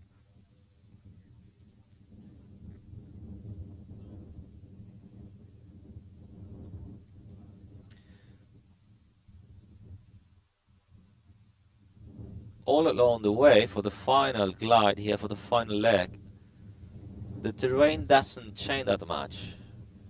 Only we have Pedro Martinez with this a hill, Cerro Matias and Cerro Postrero. Then they have 1,300 meters and 1,400 meters. But this is it. The rest is quite similar all along the final leg to go around 1,000 meters all the way. We can see how the stop there in two goggles there.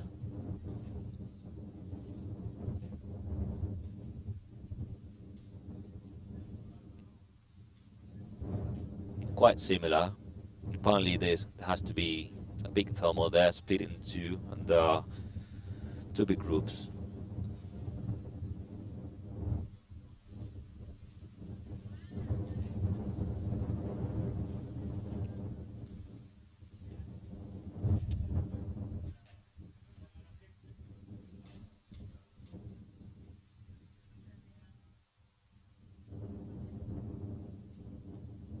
Meanwhile, we have Judith Moll just left the set here.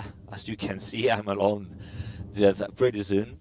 Sooner than expected, just because Judith Moll went with Inigo Redin, the race director, the MIG director, to go. So eventually, for this final leg, she will be able to spot and to witness the first pilot arriving to goal, and to have a word with the first pilots there, and to get the first impression of all of that. Today we are not able to give you live images, just maybe not even from the goal, but we are working on it, and hopefully tomorrow we will be able to give you live images from the air, because we're trying to set some cameras on different pilots.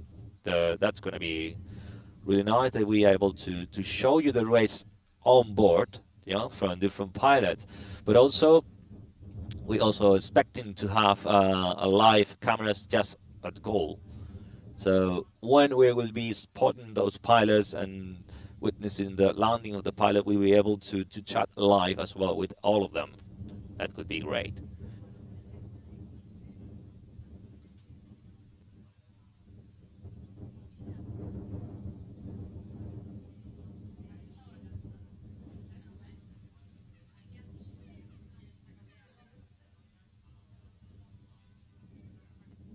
Okay, they're still lifting in this up very well set thermal there, in which one all the pilots are now, mostly all of them are around 2,400, 2,500 meters. And meanwhile, our Drew Agia with Jason Sabovitz, the more to the south, turning another one along these two guys.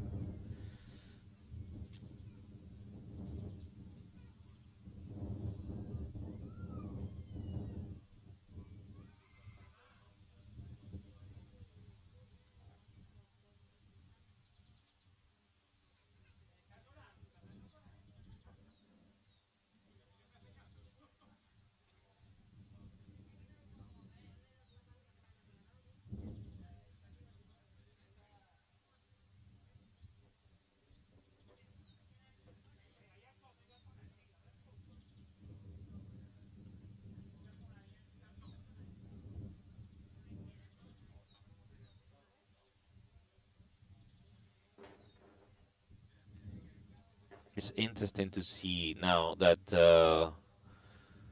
well, I can see names that they joining that thermal on the south, more on the south with Rui Aguiar, like Francisco Reina, and I think now they are trying to not really go as high as possible if they really feel that they can glide quite quickly.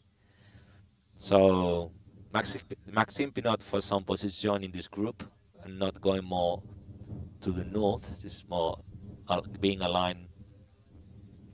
It's funny because that, in my opinion, or the way I see it, that generally too much to the south. They should be more drifting, going towards to the east, if that's possible. Like Stefan, look, we have a lonely pilot now pushing. Stefan Morgenhaler, 2,496 meters, almost 60 kilometers per hour. That should be a good line. I think that's the way to go. If they decided to go so much to the south, maybe the wind is there is much more from west. That will allow them to go with a better approaching to goal, even though forecast says it's more northwest. But maybe the wind there is more from the west. That's why they decided, okay, let's go a bit more to the south, and then we turn more into the goal approach.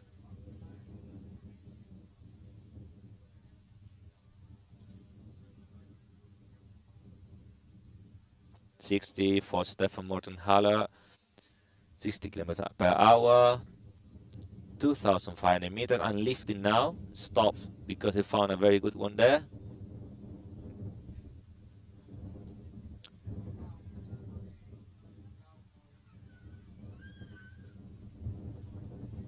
Maxime in this group.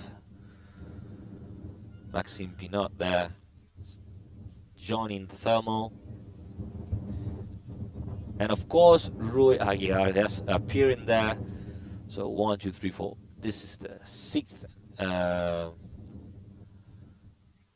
is going to approach. 400, less than 400 meters, referring to that group. Lucaman, followed by Marcelo Sanchez, joining also that group from the south, and a lot of pilots joining massively from the north.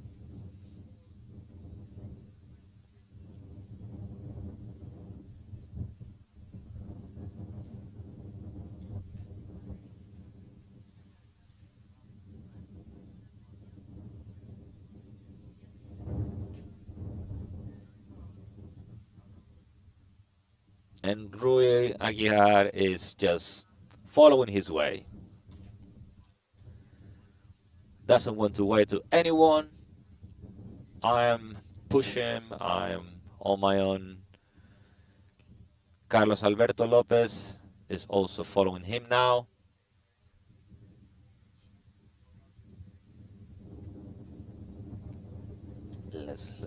Okay, 60 kilometers per hour for him, 57, 60, 57, 60. Apparently is a good line.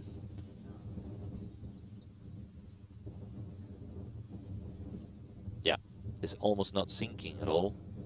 Very little.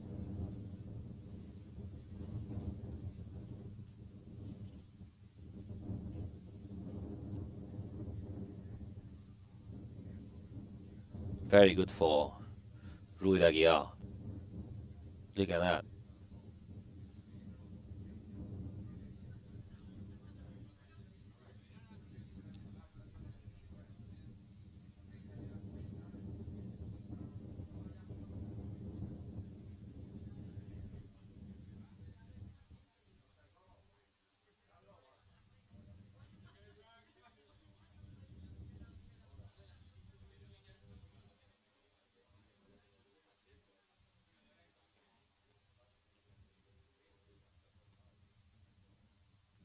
And Maxime Pinot is just also chasing Carlos Lopez and Ruiz Aguiar, Lucaman, Jonathan Marin, Pert Costrum, Francis Reina. Okay.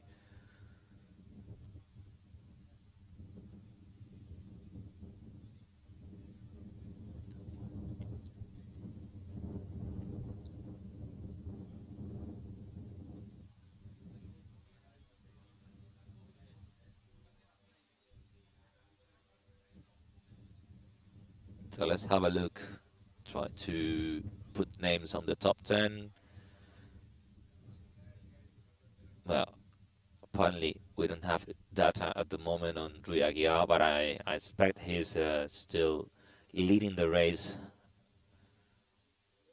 So when we have an update of him, definitely I think we will see him ahead, referring to Carlos Lopez. So I'm gonna count on him like he's leading the race. Carlos, Maxime, Jonathan, Luckman, Pert Costrum, Francisco Javier Reina Lagos, Michal Gelach. So that should be this almost top 10 for now. When we are on this long leg to go,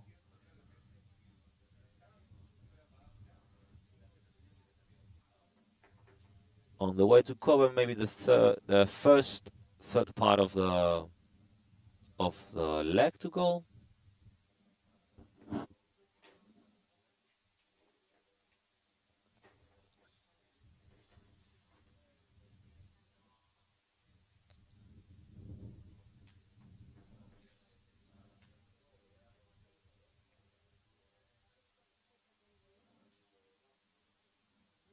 Almost 1 hour and a half from the start point.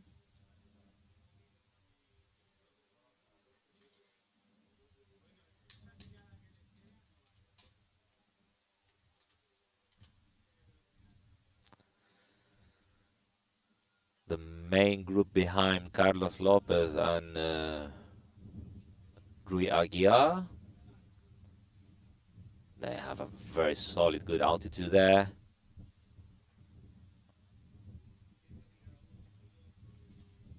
They're gliding between from 55 to 60 kilometers per hour.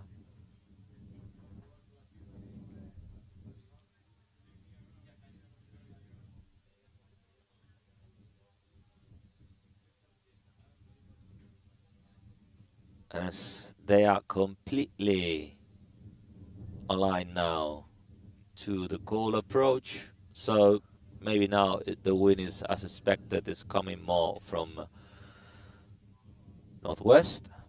They were changing the approaching more from the south and generally going more east, east, east, and eventually now they're turning more into southeast, straight to the goal. When we see Carlos Lopez stopping for a good one there,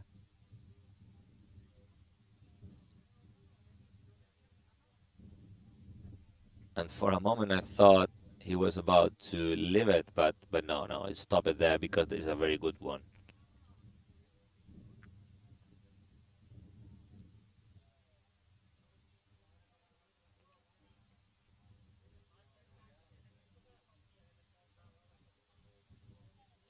Maxim is with him, also turning this thermal.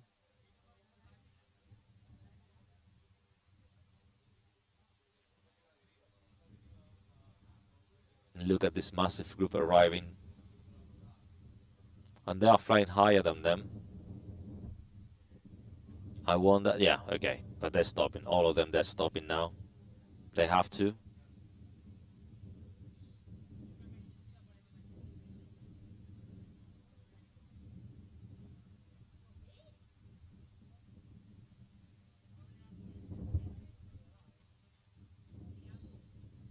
It's this part is really interesting because they really want to control each other as much as possible.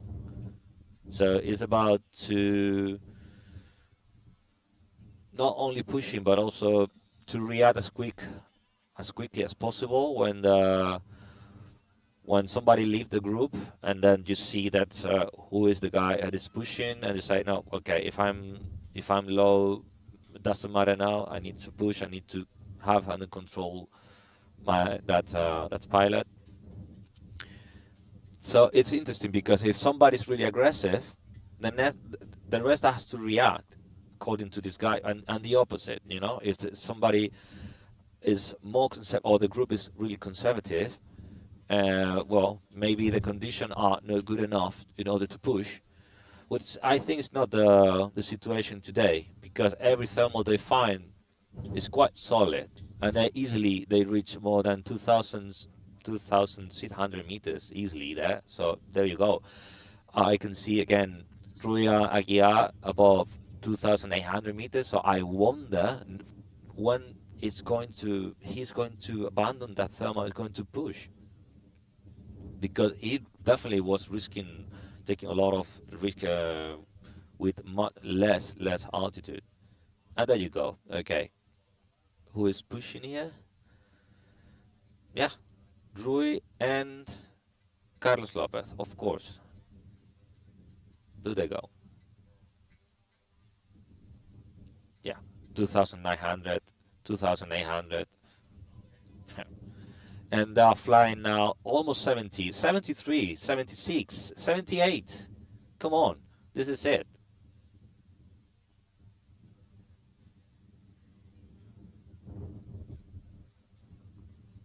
And now even that line is really good, because then it's not sinking. It's even,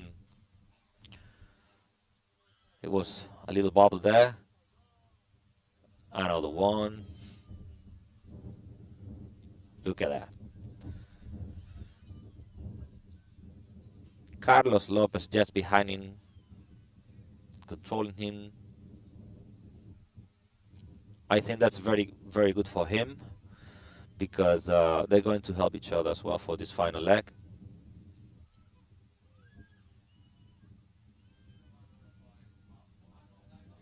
They're changing a bit, going more north, gently to northeast. Again, I don't know if they have clouds there, because I don't see any. I have just very scattered clouds here, nothing that maybe they can use. But because also I have a van in front of me, I can see the sky. That maybe there are a few clouds, because maybe that's the reason they decided to go that way when they are above 3,000 meters, about 3,000 meters now, and still, and wow, look at that, awesome. awesome because that definitely allows them to fly, look, 70 kilometers an hour again. They have now a significant distance compared to the rest of the group.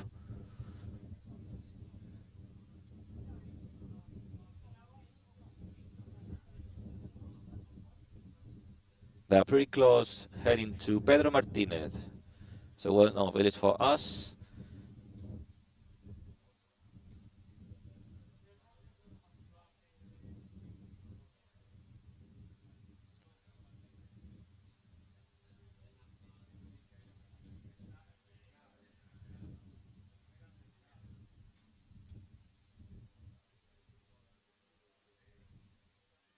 So definitely they are cover, or they're covering now the first quarter part of the final leg to go. Look at the rest of the group that fly. Okay, 3,250 meters. So that's interesting because we were expecting that altitude to be reached a bit later, and but no, they're reaching the sooner than expected. So I expect exactly we can see that the groups are flying about 60, 65, 66, 68 kilometers per hour. But because all of them are above 3,000 meters, they're going to keep pushing all the way. Rui Aguiar now is taking the second position, and Carlos Lopez is leading the race.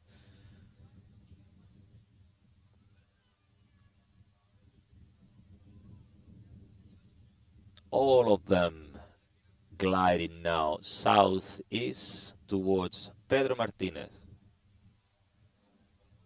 Just the village in front of them.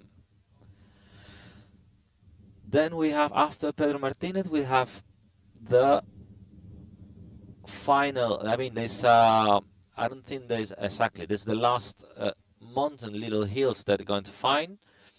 Cerro Matias and Cerro Postrero. I'm quite sure there should be another support.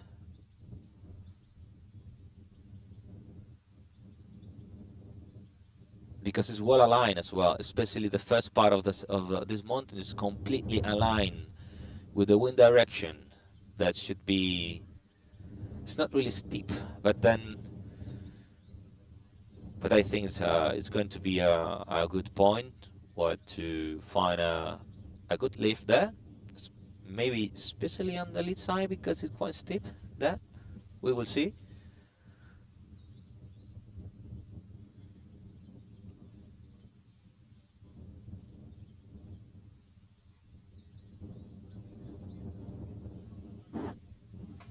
Okay, the group is shorting distances to Carlos Lopez and Rui Aguiar.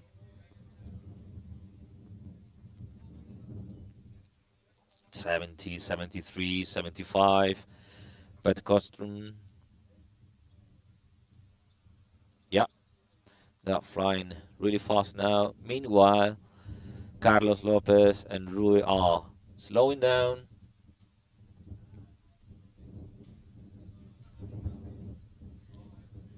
This group want to neutralize the Portuguese pilot.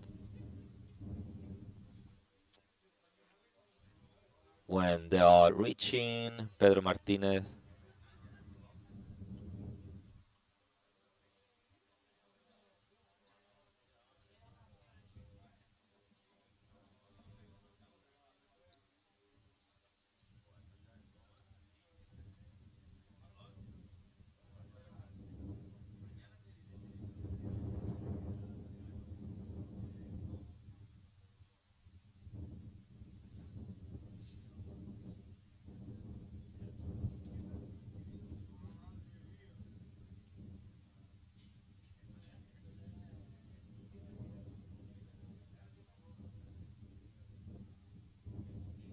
okay, passing Pedro Martinez, nobody stop, Nobody find anything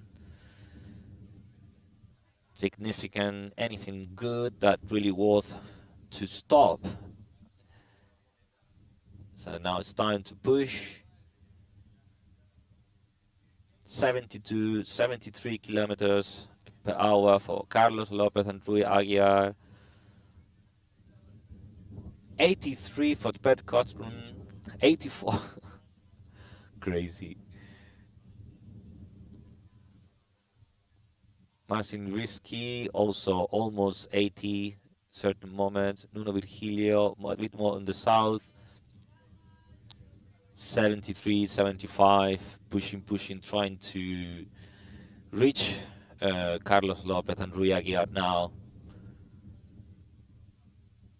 And now here, let's keep an eye on what's going on here when they're reaching these little hills, those mountains, Cerro Matias, Cerro de la Chimenea, and because this is the last mountains that they're going to find on the way to go. Apparently, it's not working there. They're passing, probably aiming for Cerro Matias, which is one of the highest. Here, okay. No, nothing yet. Nothing yet.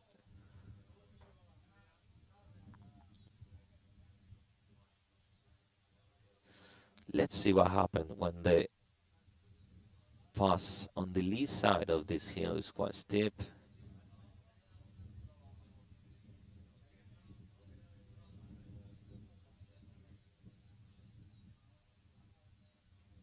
Nothing at the moment, still sinking. Quite high, 1,100 meters above the ground.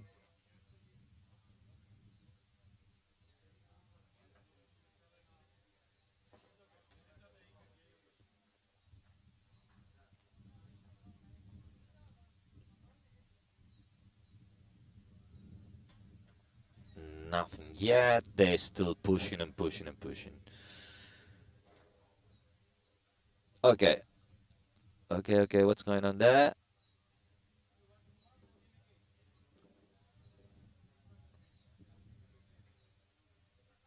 They're slowing down.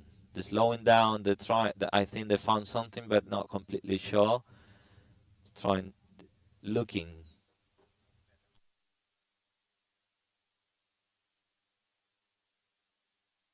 That's quite significant. We have 5 Portuguese pilots between the 3 Portuguese pilots in the first 5 positions. You know, the top 5 we have 3 Portuguese pilots. That's quite significant, and they're still pushing. Okay, they decide. Okay, no, there's nothing good enough.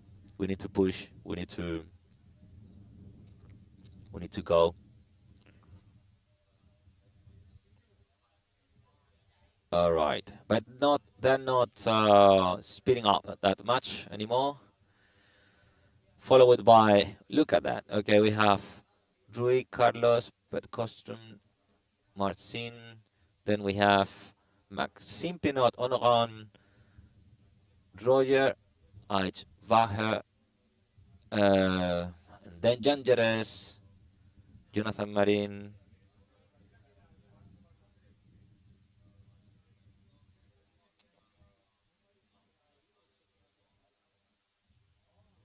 Okay, Nuno Virgilio. Okay, now they're stopping.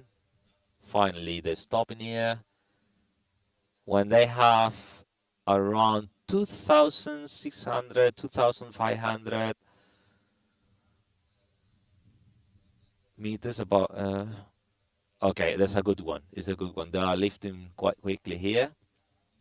So they're going to gather, in my opinion, they're going to create a big gaggle here, unless somebody want to push very soon, because they are not even almost halfway on the final leg to the goal.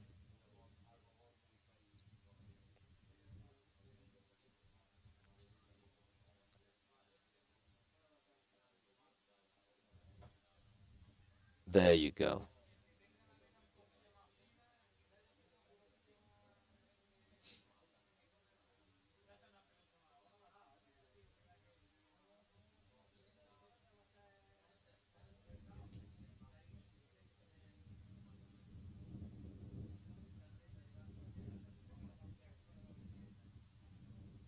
So probably we will see somebody leaving the group when they will be around, again, 3,000 meters or so.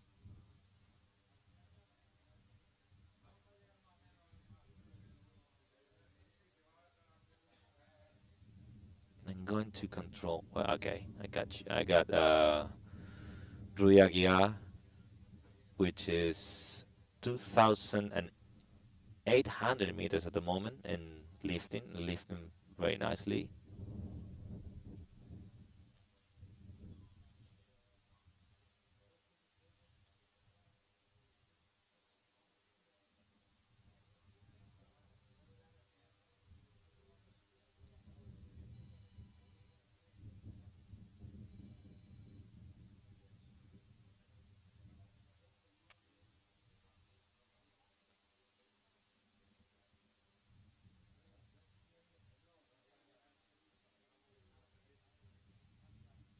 Okay, reaching now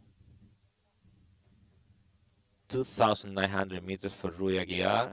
So I wonder when he's going to push, but definitely he will. And I can see already some pilot leaving the group. Jason Savov is pushing with only, you know, 2,400 meters, but not stopping. I guess stopping to turn something there. Rui Aguiar with 2,960 meters. I think he's abandoned the thermal now. Yep. And with him, many pilots are now abandon the thermal and yes, starting the glide. We have Marcelo Sanchez with 2,980 meters as well, gliding next to Rui.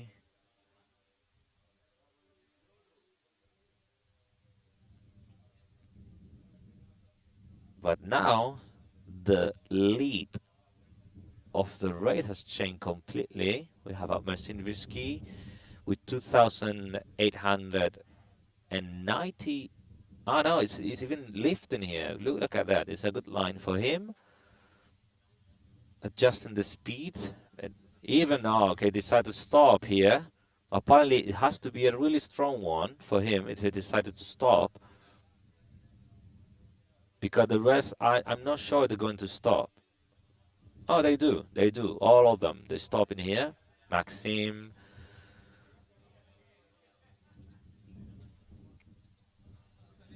Ah, okay. But no, definitely Rui Aguiar, exactly as I thought now. This guy he has more than 3,000 meters now, and he's taking the lead again, 70 kilometers per hour.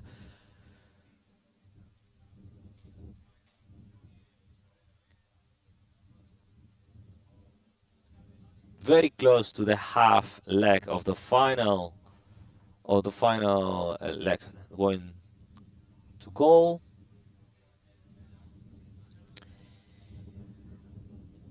We are 10 minutes away from 2 hours since the start point.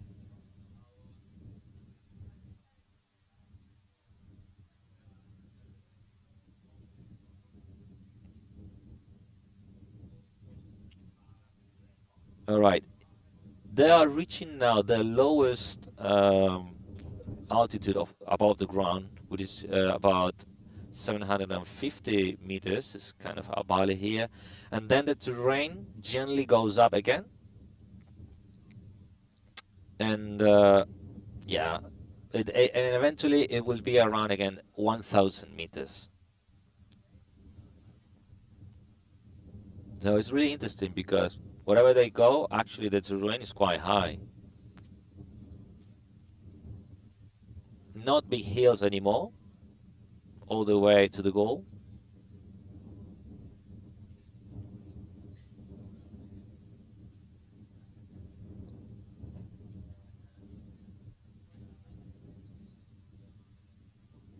So we have Rui Aguiar leading the race. Quite fast, 75.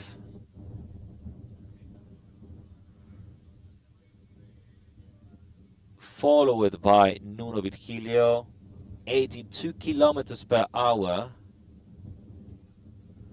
And Martin Peth on the south.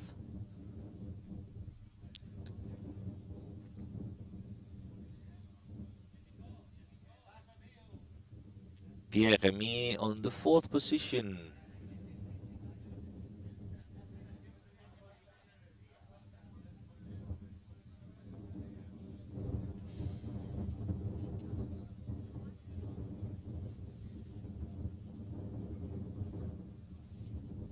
When we are passing the halfway for this final leg to the goal,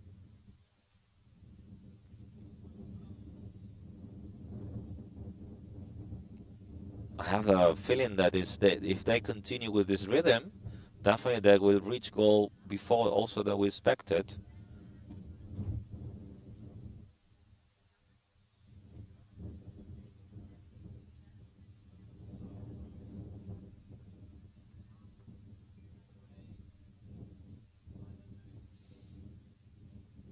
Well, definitely today, Rui Aguiar is the man of the day. Because even though, he managed to leave the group lower than the rest, but eventually you will see him leading the race higher than anyone.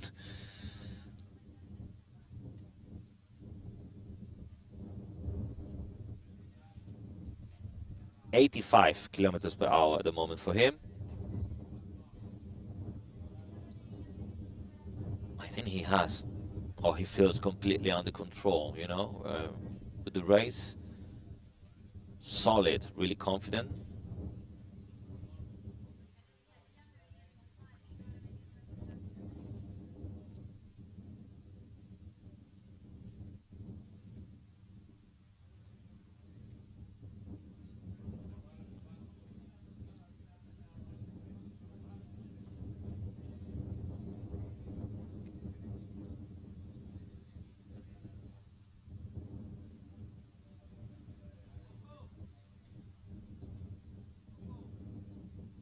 And in the group behind him, we can see how they're pretty close to each other, so they are constantly changing the positions between Nuno Virgilio, Pierre-Remy, Honoran, Massim, and many others that is difficult. Oh, even Marcelo is there. Marcelo Sanchez, but then it's difficult. They are so close to each other.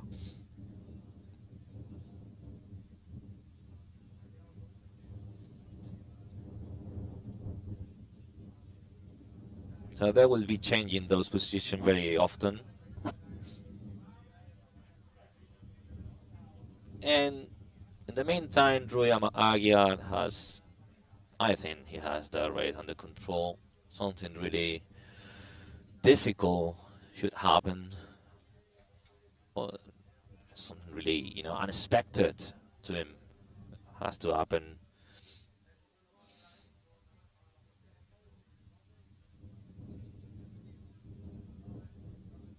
.84 kilometers per hour for him. Pretty solid, holding this glide.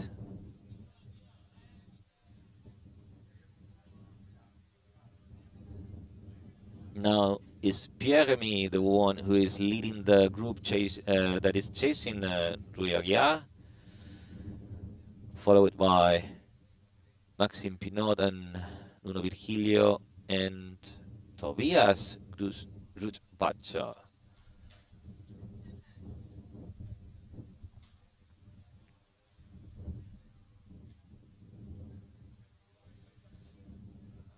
Okay, I think Ruyagia is slowing down a bit here. I don't know if, okay, apparently he found something. But he's not stopping for turning it yet.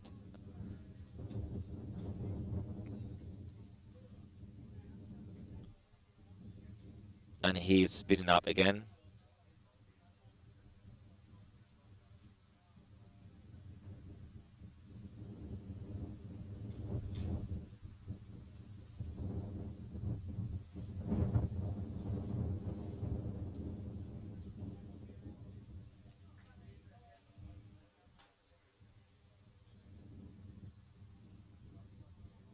Quite similar altitude between them, between Druyagia and the group that is chasing him. There's no big differences. Maybe 100 meters, something like that. Nothing really important. And Drew is changing completely the course, heading more to the south now. He's check completely the lane.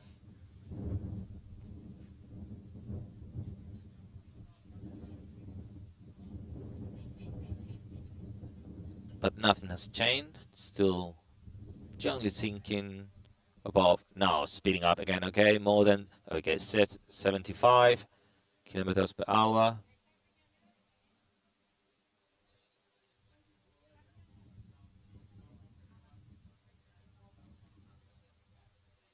The rest of the group also does slightly going more to the south.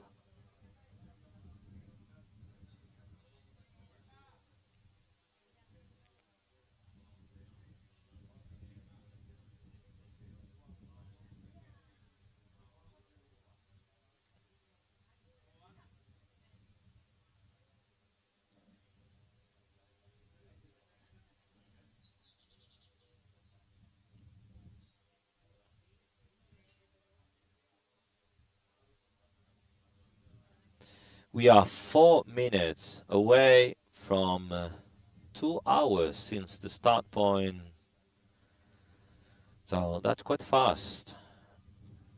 Let's see, because they're entering, you know, pretty close to the third quarter, part of the final leg to go. And nobody wants to stop here, or either because they don't find anything solid, or because still they have enough altitude to keep pushing.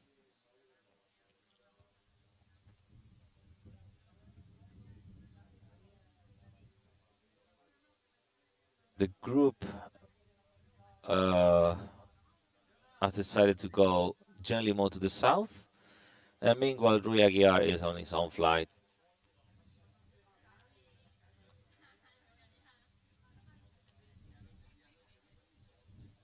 It's a bit lower, respecting to the rest of the group. Ruyagiar below 1900 meters now, flying above 80 kilometers per hour.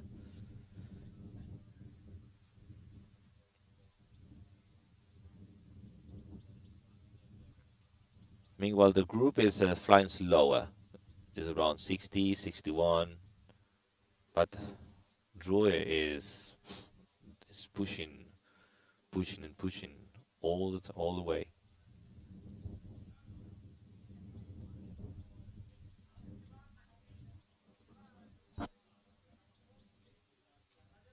I just wonder if just he saw something or something in mind for this area that maybe can help him. Otherwise, maybe he can find himself pretty alone pretty soon.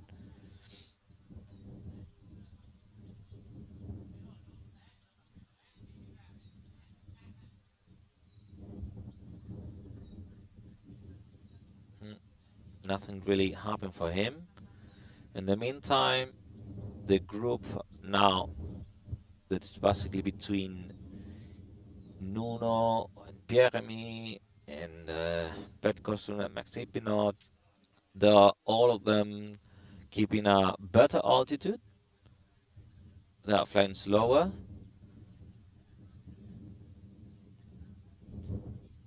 So there are around 1,800 people that are still flying 2,000, about 2,000 meters.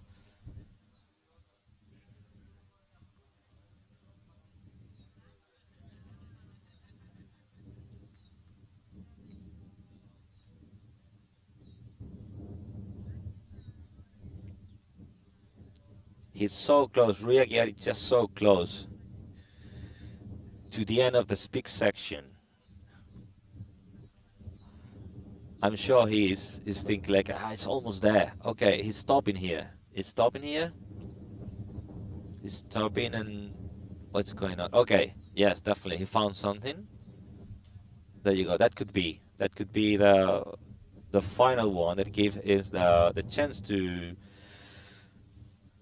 be high enough for this final push, to be the first to stop the speed section. Yeah, it's a good one. Yeah. Let's have a look at the rest, because now obviously they saw that, but they decided, now we're not going to join you, we're going away from the south, completely going to the east.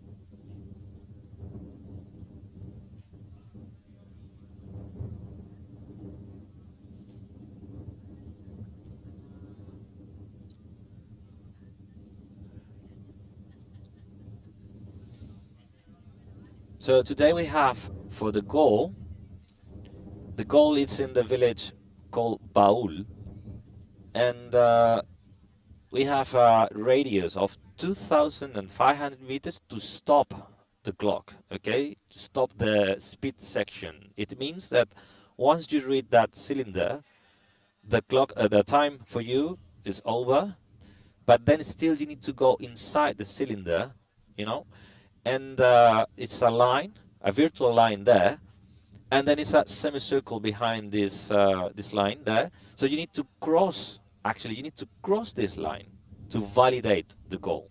It's not enough just to stop the clock.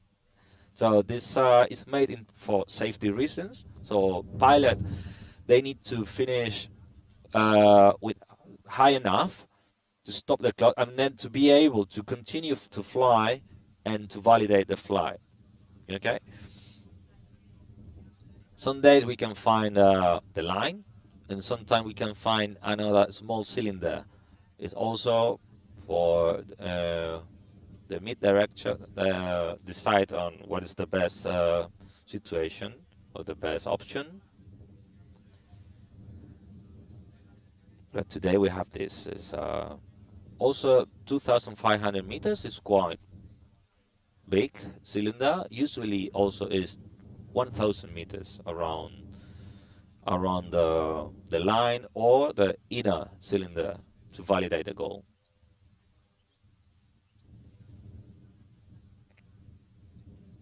All right, we have Rui Aguiar heading to the goal when he has 1,600 meters and only 500 meters above the ground.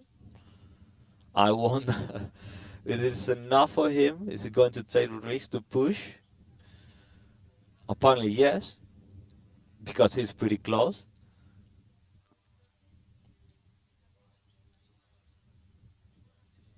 Jason is in a similar situation but lower.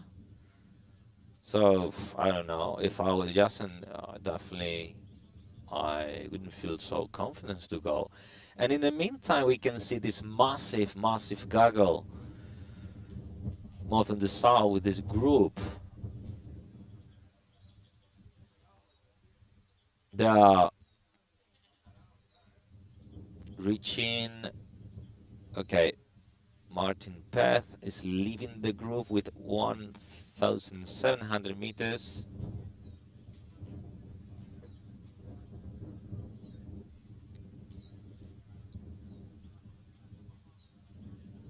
But the rest, they want to stay together, they want to be conservative and to guarantee that they can reach the goal.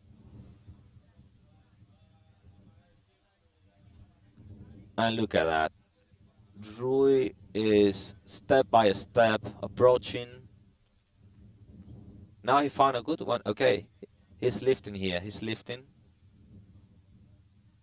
70-100. Well, if nothing goes wrong now, I think he has it.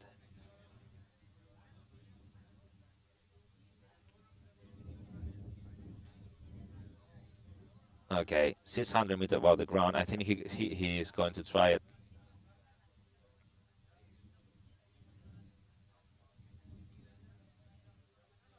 He's really close now to stop the speed section now. And he goes no.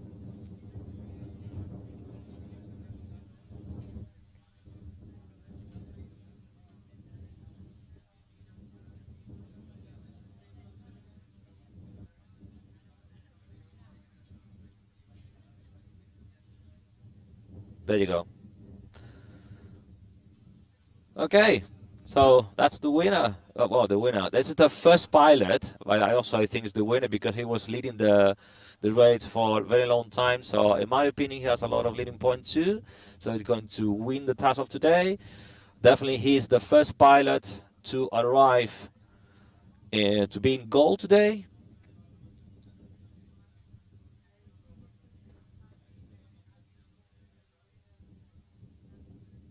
In only 2 hours and 6 minutes. How crazy is that? Okay, he made it. He made it. He just finished. Now he has to continue to the line that is inside. 200 meters of the line that need to go inside to validate. But now there's no need for him to speed up anymore. So it's just about to glide gently there and to cross this line. So let's see who is after him. We have Martin Peth, which is 300 meters above the ground. Honoran, Martin Lon.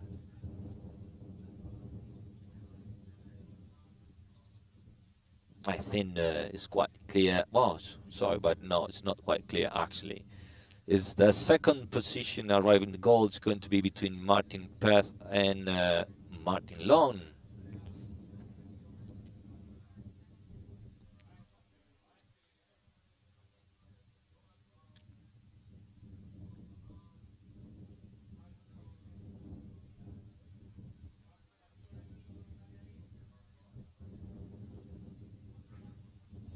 Wow, okay. Honoran is now taking, wow, spinning up. Look at that. Okay, 85, 86. Wow. I think it's going to be Honoran. Come on. Honoran, second place. Martin Lon, third. Martin Pert, fourth. Maxime Pinot, fifth. I think I can't click on the next one. Philippe was in the 6th position, arriving to goal. There you go. And now the big group, they're going to be around 30, if no more, pilots arriving in this first wave.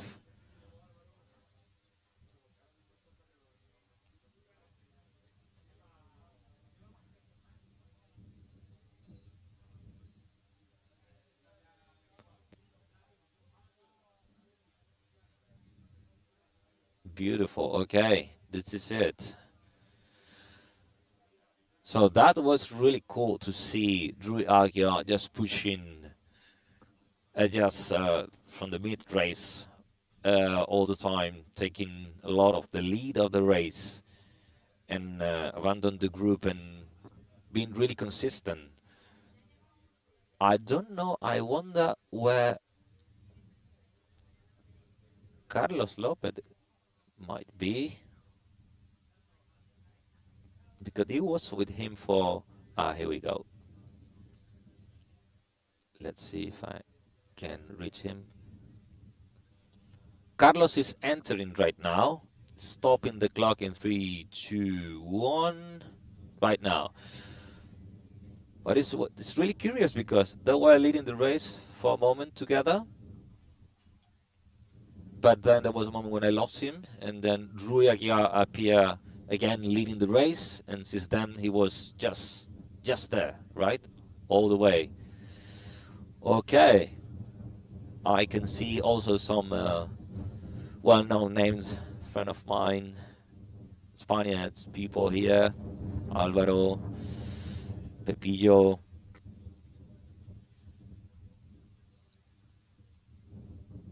Excellent.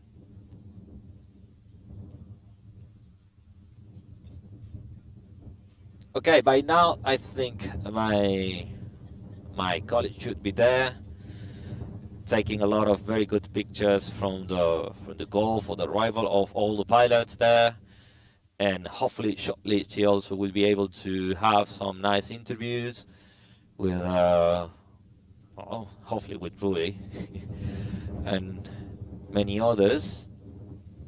But yeah, how definitely was really fast, because we were expecting 2 hours and a half, but no, actually it was 2 hours and 2 hours and 10 minutes maximum. It was really fast.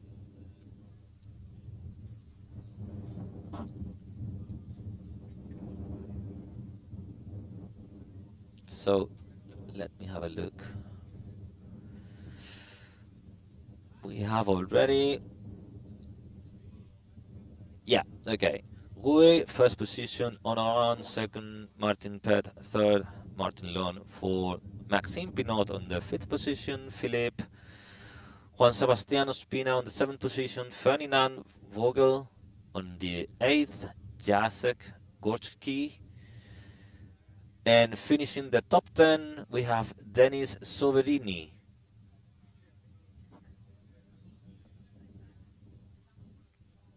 And we have already 58 pilots in goal. This, okay, I can't see just a massive group anymore. There are much more scattered pilots here and there. Small group of 3, maybe 4 pilots that little by little they're approaching. But this is it. This is the end of the task of today. There's still many pilots in the air, but a massive group of almost 60 pilots made it to goal in the first wave. And this is it. I think that's all for today. From here, from the set at Sotipilias takeoff. Hopefully, as I said, my colleague Judith will be able to have a very nice chat with the pilot just on the spot. That later on we will back to you. We will show it to you. So I think I'm gonna say goodbye for now from here from Sotipilias takeoff. Really good task. Looking forward to have a chat, an impression with Rui, and I'll see you later with more updates and more news about what all the impression from the pilot. See you later.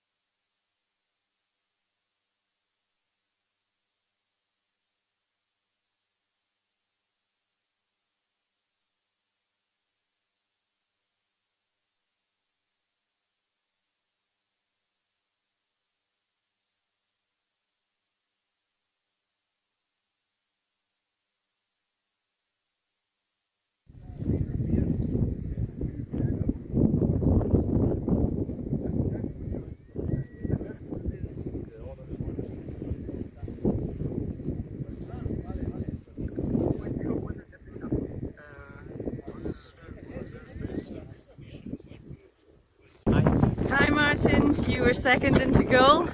How did your task go? It was pretty nice in the beginning. I struggled a bit, but then I could gain a nice position and yeah, I could maintain it until the end. I tried a bit, I attacked a bit in the end, and I think it worked. Uh-huh. And how did you enjoy the flight? It was awesome. I love the conditions here. Yeah. It's really nice. Well, I mean, you were a lot faster than we were expecting, than when we earmarked for the task.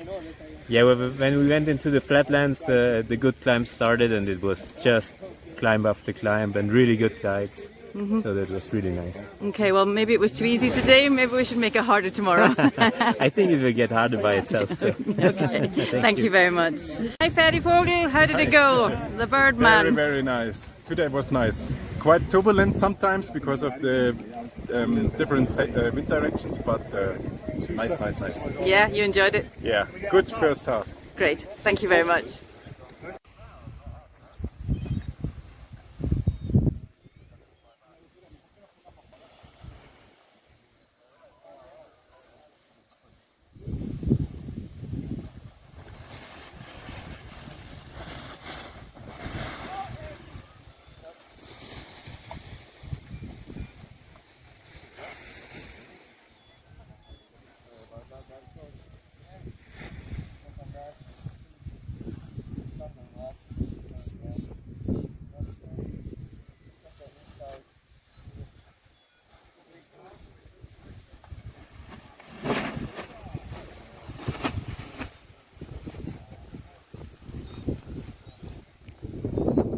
Hi, Luke, defending champion. Yeah. How did it go today? Wow, difficult task. Very good. Very strong. Safe as well. Very nice task. But the level is very high. It's difficult to follow, to keep the group. And I was lucky at the end to kind of find a good line and be in a very good position just at the end. But we had one Portuguese pilot, very brave, that made a brave attack and made it to go with like 2 minutes ahead of us. But yeah, it feels like strong level on this competition. Everyone is full power. Everybody's keen to take your place. Yeah. Oh, the place is free. Okay, thank you very much, Luke. No, how did it go today? Very good. It was a really good race.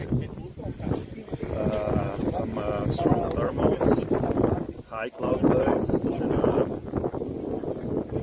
good alternance between leaders. We had our own fugitive, I don't know the right word in English, but our team pilot, Rui, he won the task. And for sure he has all the leading points because he was all the time escaping, so we are very happy for today. Yeah, I think we can call him Houdini from now on, the escape artist. Get used to it because he's on fire. Yeah, it certainly looks like that. Brilliant. Thank you very much. Thank you. Sebas, how did it go? It went really well. I finally got to see what Pegalajar is all about. Very interesting, a lot of very sinky lines as well as super strong climbs. There was a bit of gaggle hopping going on, but spectacular terrain and potentially very strong thermals as well. Is it conditions that suit your flying style? Medium. I think I've become more of a mountain pilot by now, and certainly flying into the blue is a bit sketchy sometimes, but let's say in a way it fits my flying style, but it's very random. So if we're all gliding out and we really don't see what could happen, so there are very random climbs all over, so it's really hard to read the terrain, so you have to read the gaggle instead and hope for the best.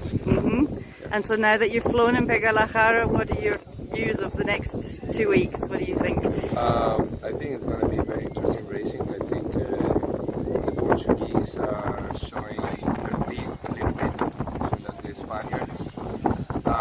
Of course, the Frenchies and the Germans and the Brits are flying really well, as well as the Italians.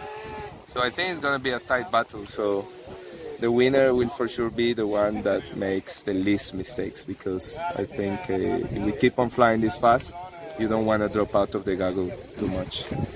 Brilliant. Thank you very much. You're welcome.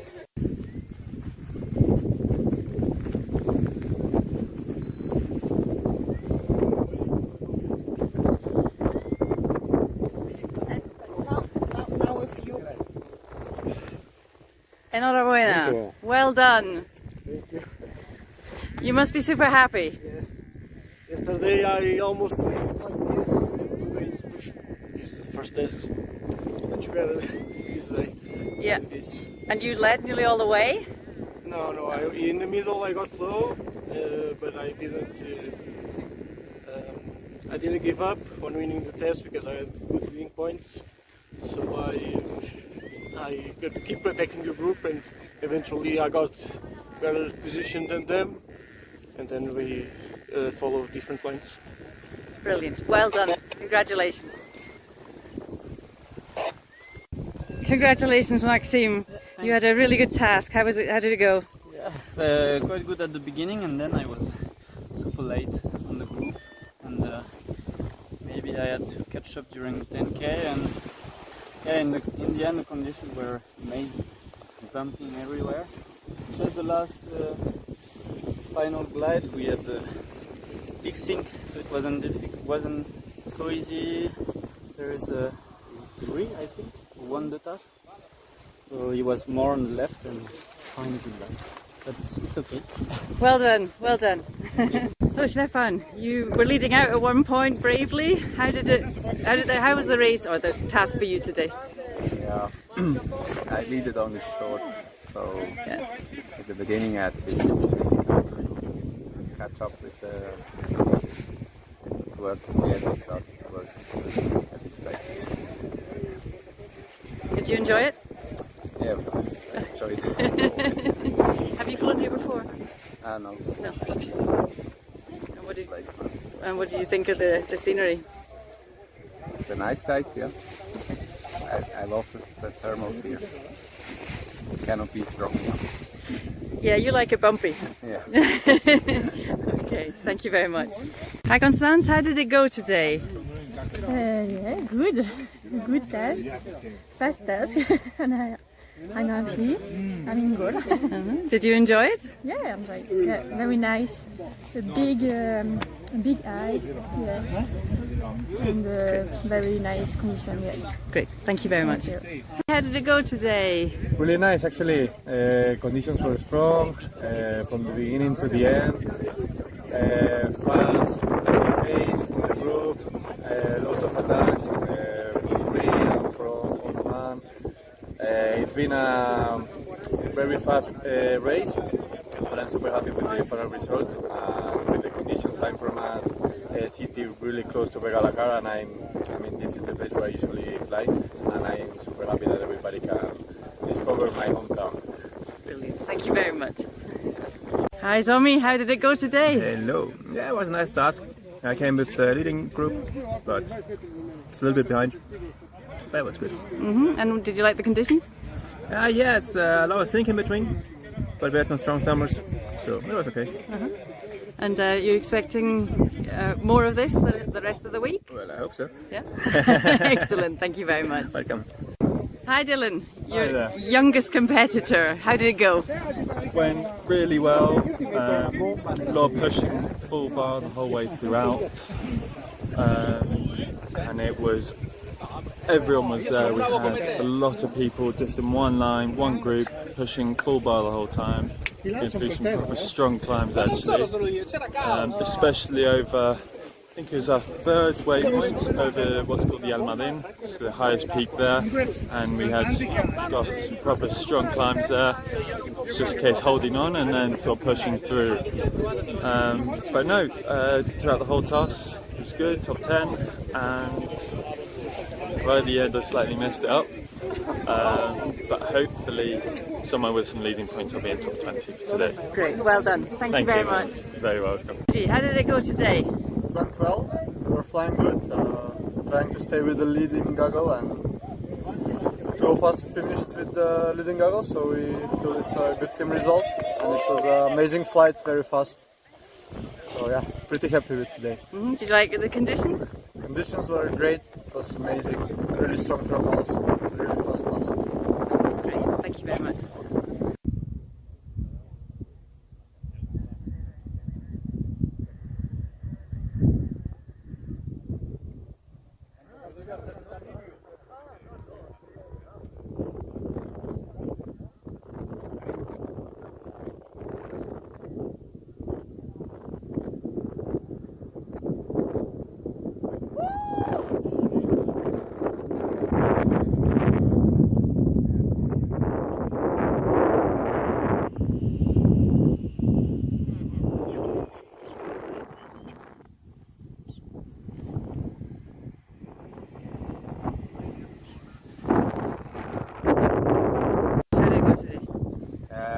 pretty good start, but these hot shots, they certainly know how to glide well, so I lost them and been struggling to try to catch up the whole day. But yeah, flew conservatively, made goal late, but I'm here.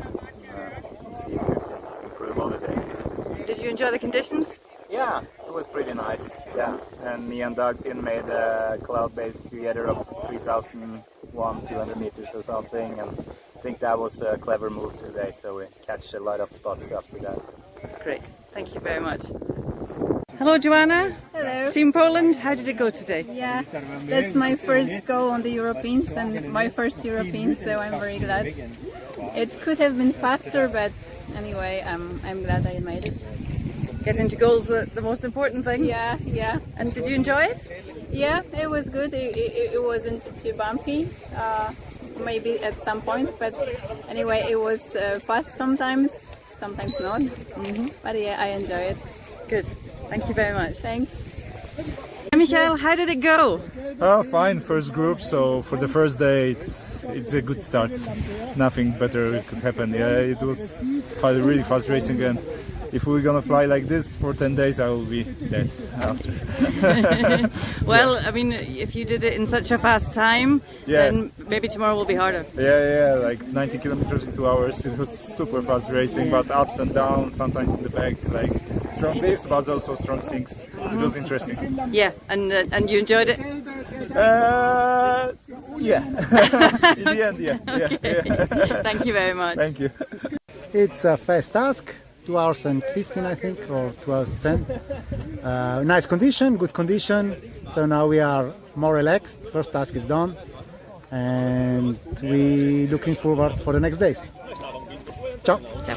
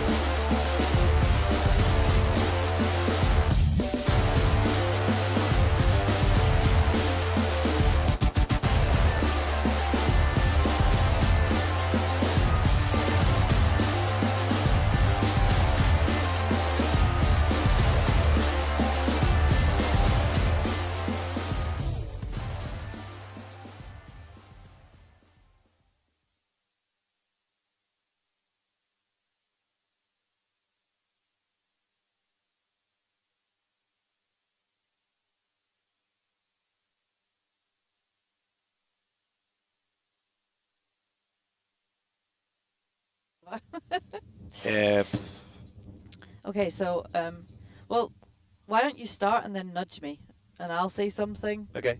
And then. Talk. And then I'll nudge you. Okay. Well. Yeah. No. Well, just a second. How? Well.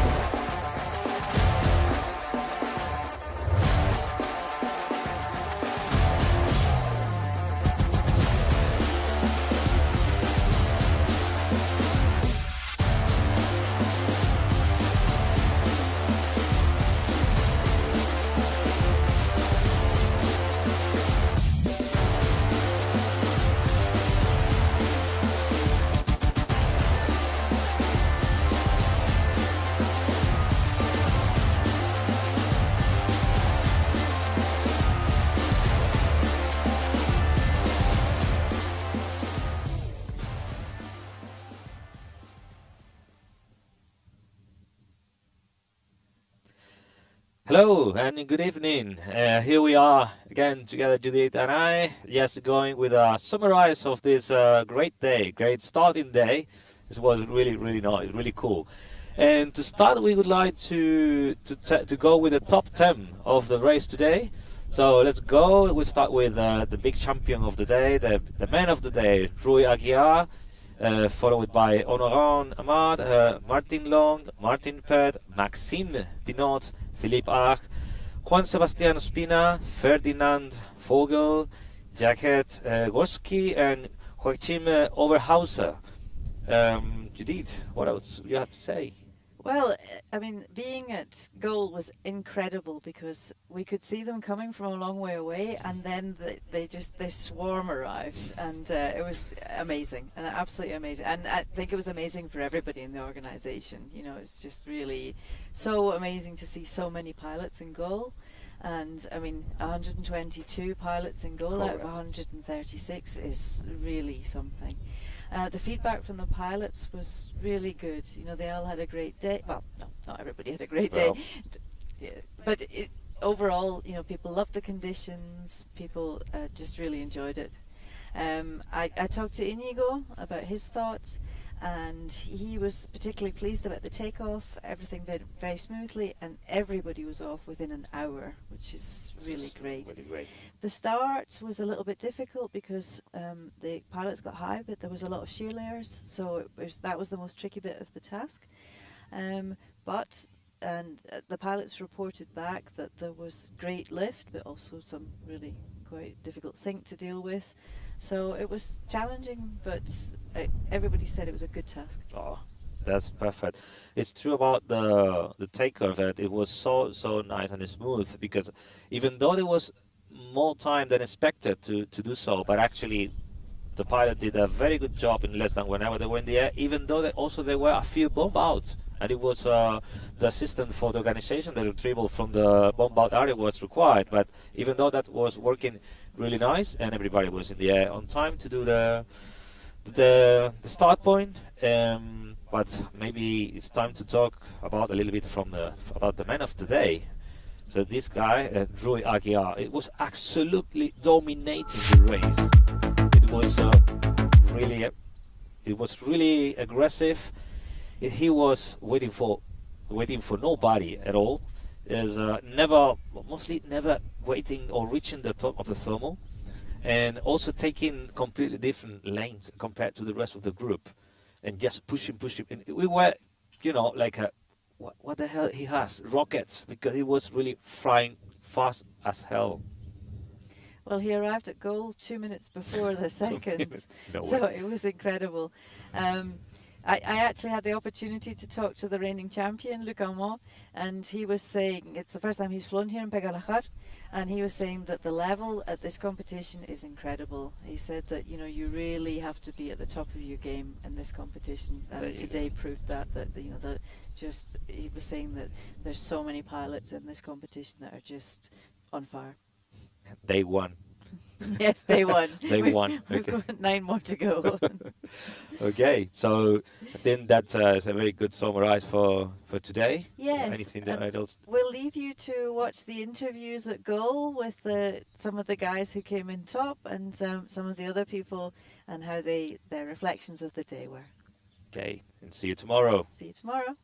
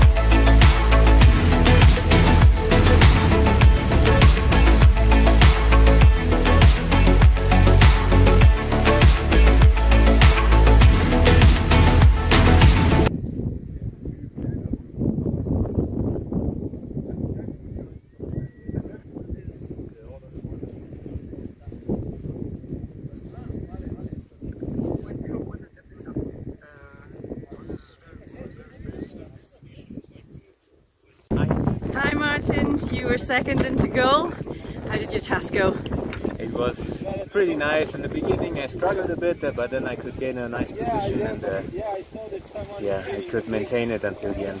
I tried a bit, I attacked a bit in the end, and I think it worked. Uh-huh. And how did you enjoy the flight? It was awesome. I love the conditions here. Yeah. It's really nice. Well, I mean, you were a lot faster than we were expecting, than when we earmarked for the task. Yeah, when we went into the flatlands, the good climb started, and it was just climb after climb and really good guides. Mhm. So that was really nice. Okay, well, maybe it was too easy today. Maybe we should make it harder tomorrow. I think it will get harder by itself. So. Okay. Thank you very much. Hi, Ferry Vogel. How did it go? The Birdman. Very, very nice. Today was nice. Quite turbulent sometimes because of the different wind directions, but nice. Yeah, you enjoyed it? Yeah, good first task. Great. Thank you very much.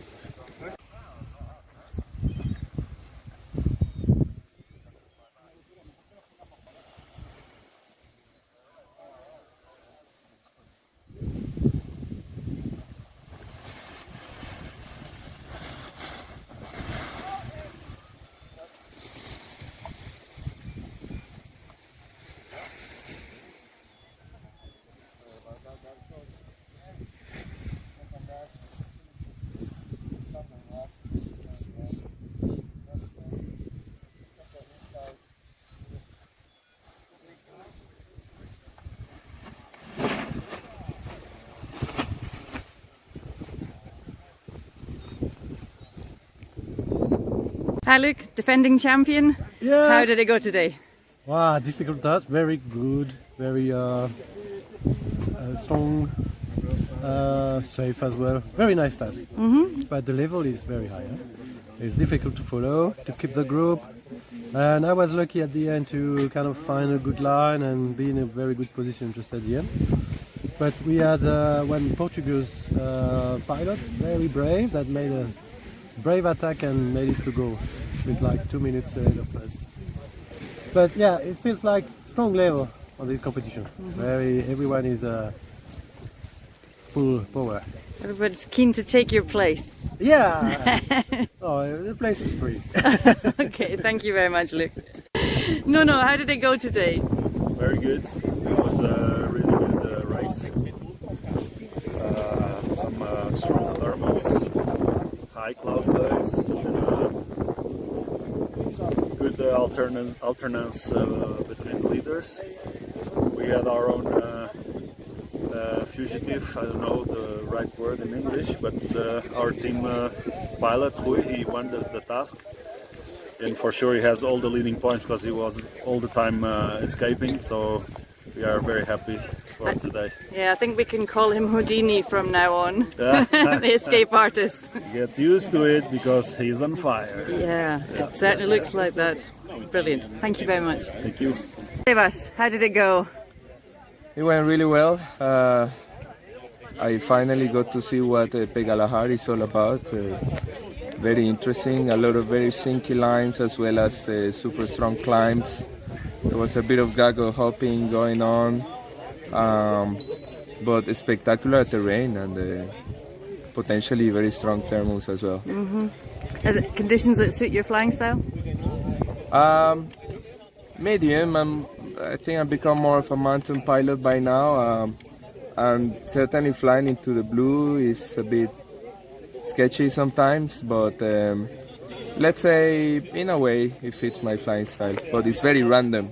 So if we're all gliding out and we really don't see what could happen, so there are very random climbs all over, so really hard to read the terrain, so you have to read the gaggle instead and hope for the best. And so now that you've flown in Pegalajar, what are your views of the next 2 weeks? What do you think?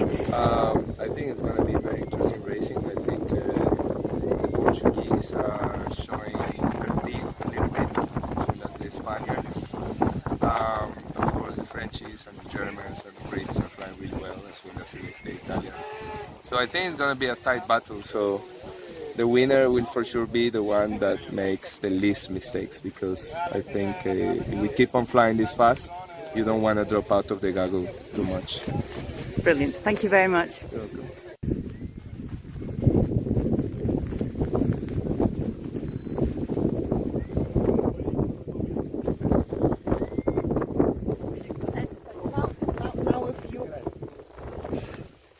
Enhorabuena. Well done. You must be super happy. Yesterday I almost today is the first test. Much better this day. Yeah. And you led nearly all the way? No, in the middle I got low, but I didn't give up on winning the test because I had good leading points. So I could keep attacking the group, and eventually I got better position than them, and then we followed different lines. Brilliant. Well done. Congratulations. Congratulations, Maxime.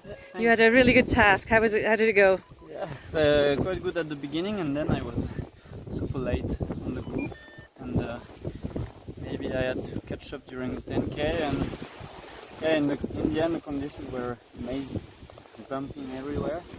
Just the last final glide we had the big sink, so it wasn't so easy. There is a Rui, I think, who won the task, so he was more on the left and fine good glide, but it's okay. Well done, well done. So Stefan, you were leading out at one point bravely. How was the race or the task for you today? Yeah, I lead it only short, so at the beginning I had to catch up with towards the end it started to work as expected. Did you enjoy it? Yeah, of course, I enjoyed it. Have you flown here before? No. No. Okay. And what do you think of the scenery? It's a nice sight, yeah. I love the thermals here. Cannot be strong enough. Yeah, you like it bumpy. Yeah. Okay, thank you very much. Hi Constance, how did it go today? Yeah, good. Good task. Fast task. And I'm happy. I'm in goal. Did you enjoy it? Yeah, I enjoyed it. Yeah, very nice. A big eye. Yeah. And very nice condition. Yeah. Great. Thank you very much. Thank you. How did it go today? Really nice, actually. Conditions were strong from the beginning to the end. Fast pace for the group.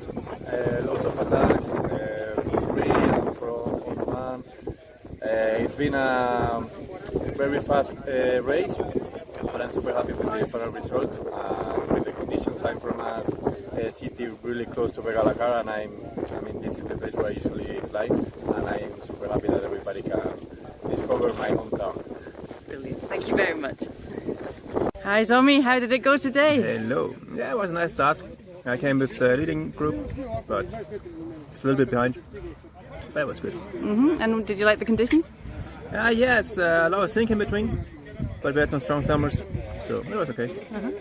And you're expecting more of this the rest of the week? Well, I hope so. Yeah. Excellent. Thank you very much. Welcome. Hi Dylan, your Hi there. youngest competitor. How did it go?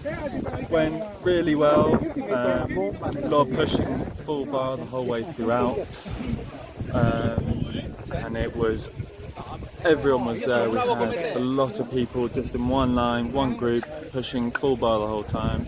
Been through some proper strong climbs actually, especially over. I think it was our third waypoint over what's called the Almadén, it's the highest peak there, and we had got some proper strong climbs there. It's just a case holding on and then sort of pushing through. But no, throughout the whole task it was good, top 10, and right at the end I slightly messed it up. But hopefully somewhere with some leading points I'll be in top 20 for today. Great, well done. Thank you very much. You're very welcome.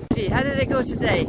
Went well, we were flying good, trying to stay with the leading goggle, and two of us finished with the leading goggle, so we feel it's a good team result, and it was an amazing flight, very fast. So yeah, pretty happy with today. Did you like the conditions? Conditions were great, it was amazing, really strong thermals, really fast pass. Great, thank you very much.